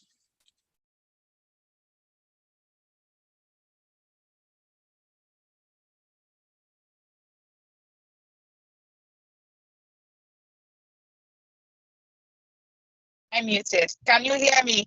Pretty much everyone. It's the end of the 7th edition, and it's that timing. But it has been awesome from the very first day on Communication Skills with Connor to yesterday, the sessions that we had with Soji Pampa and with NI at Godo, and even today with Georgia, Banky W, and Dotun. We are so grateful to all our facilitators, and we are extremely elated and grateful to all our participants. You guys make this worth doing every time. So every time you make it really, really, really fulfilling for us to have this soft skills training. Keep informing your friends, your colleagues, tell them. You'll see all the handles there on the chat section. Feel free to follow Georgia. She has told you her handle, Georgia Akudike, on LinkedIn and on Instagram. Feel free to follow me. Feel free to follow IG on all the social media handles. You can find us on LinkedIn. You can find us on Instagram. So please do that. And we wish you a very, very Merry Christmas and a Happy New Year in advance. And keep influencing your circle, keep leading, keep making improvements to yourself, be committed to yourself, be committed to others, and let's change the world. Bye-bye, and have a wonderful weekend. Thank you. I love you all too.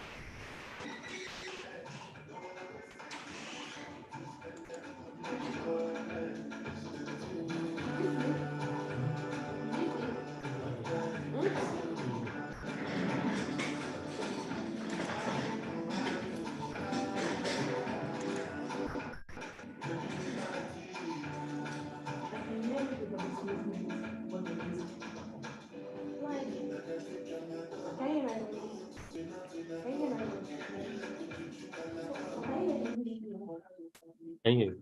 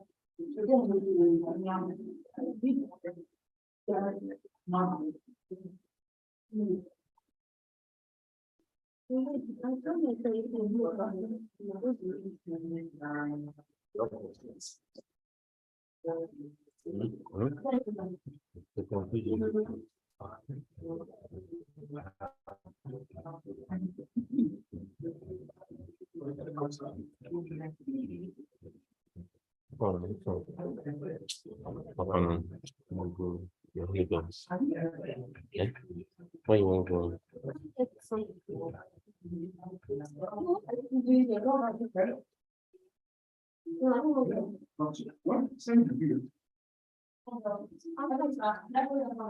Go ahead, go.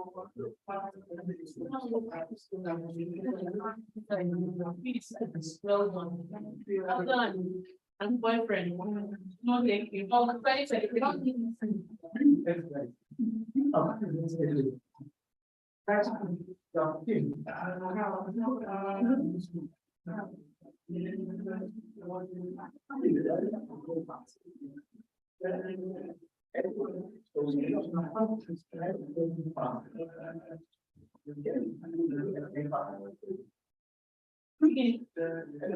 It's my name, Kaiser Foundation.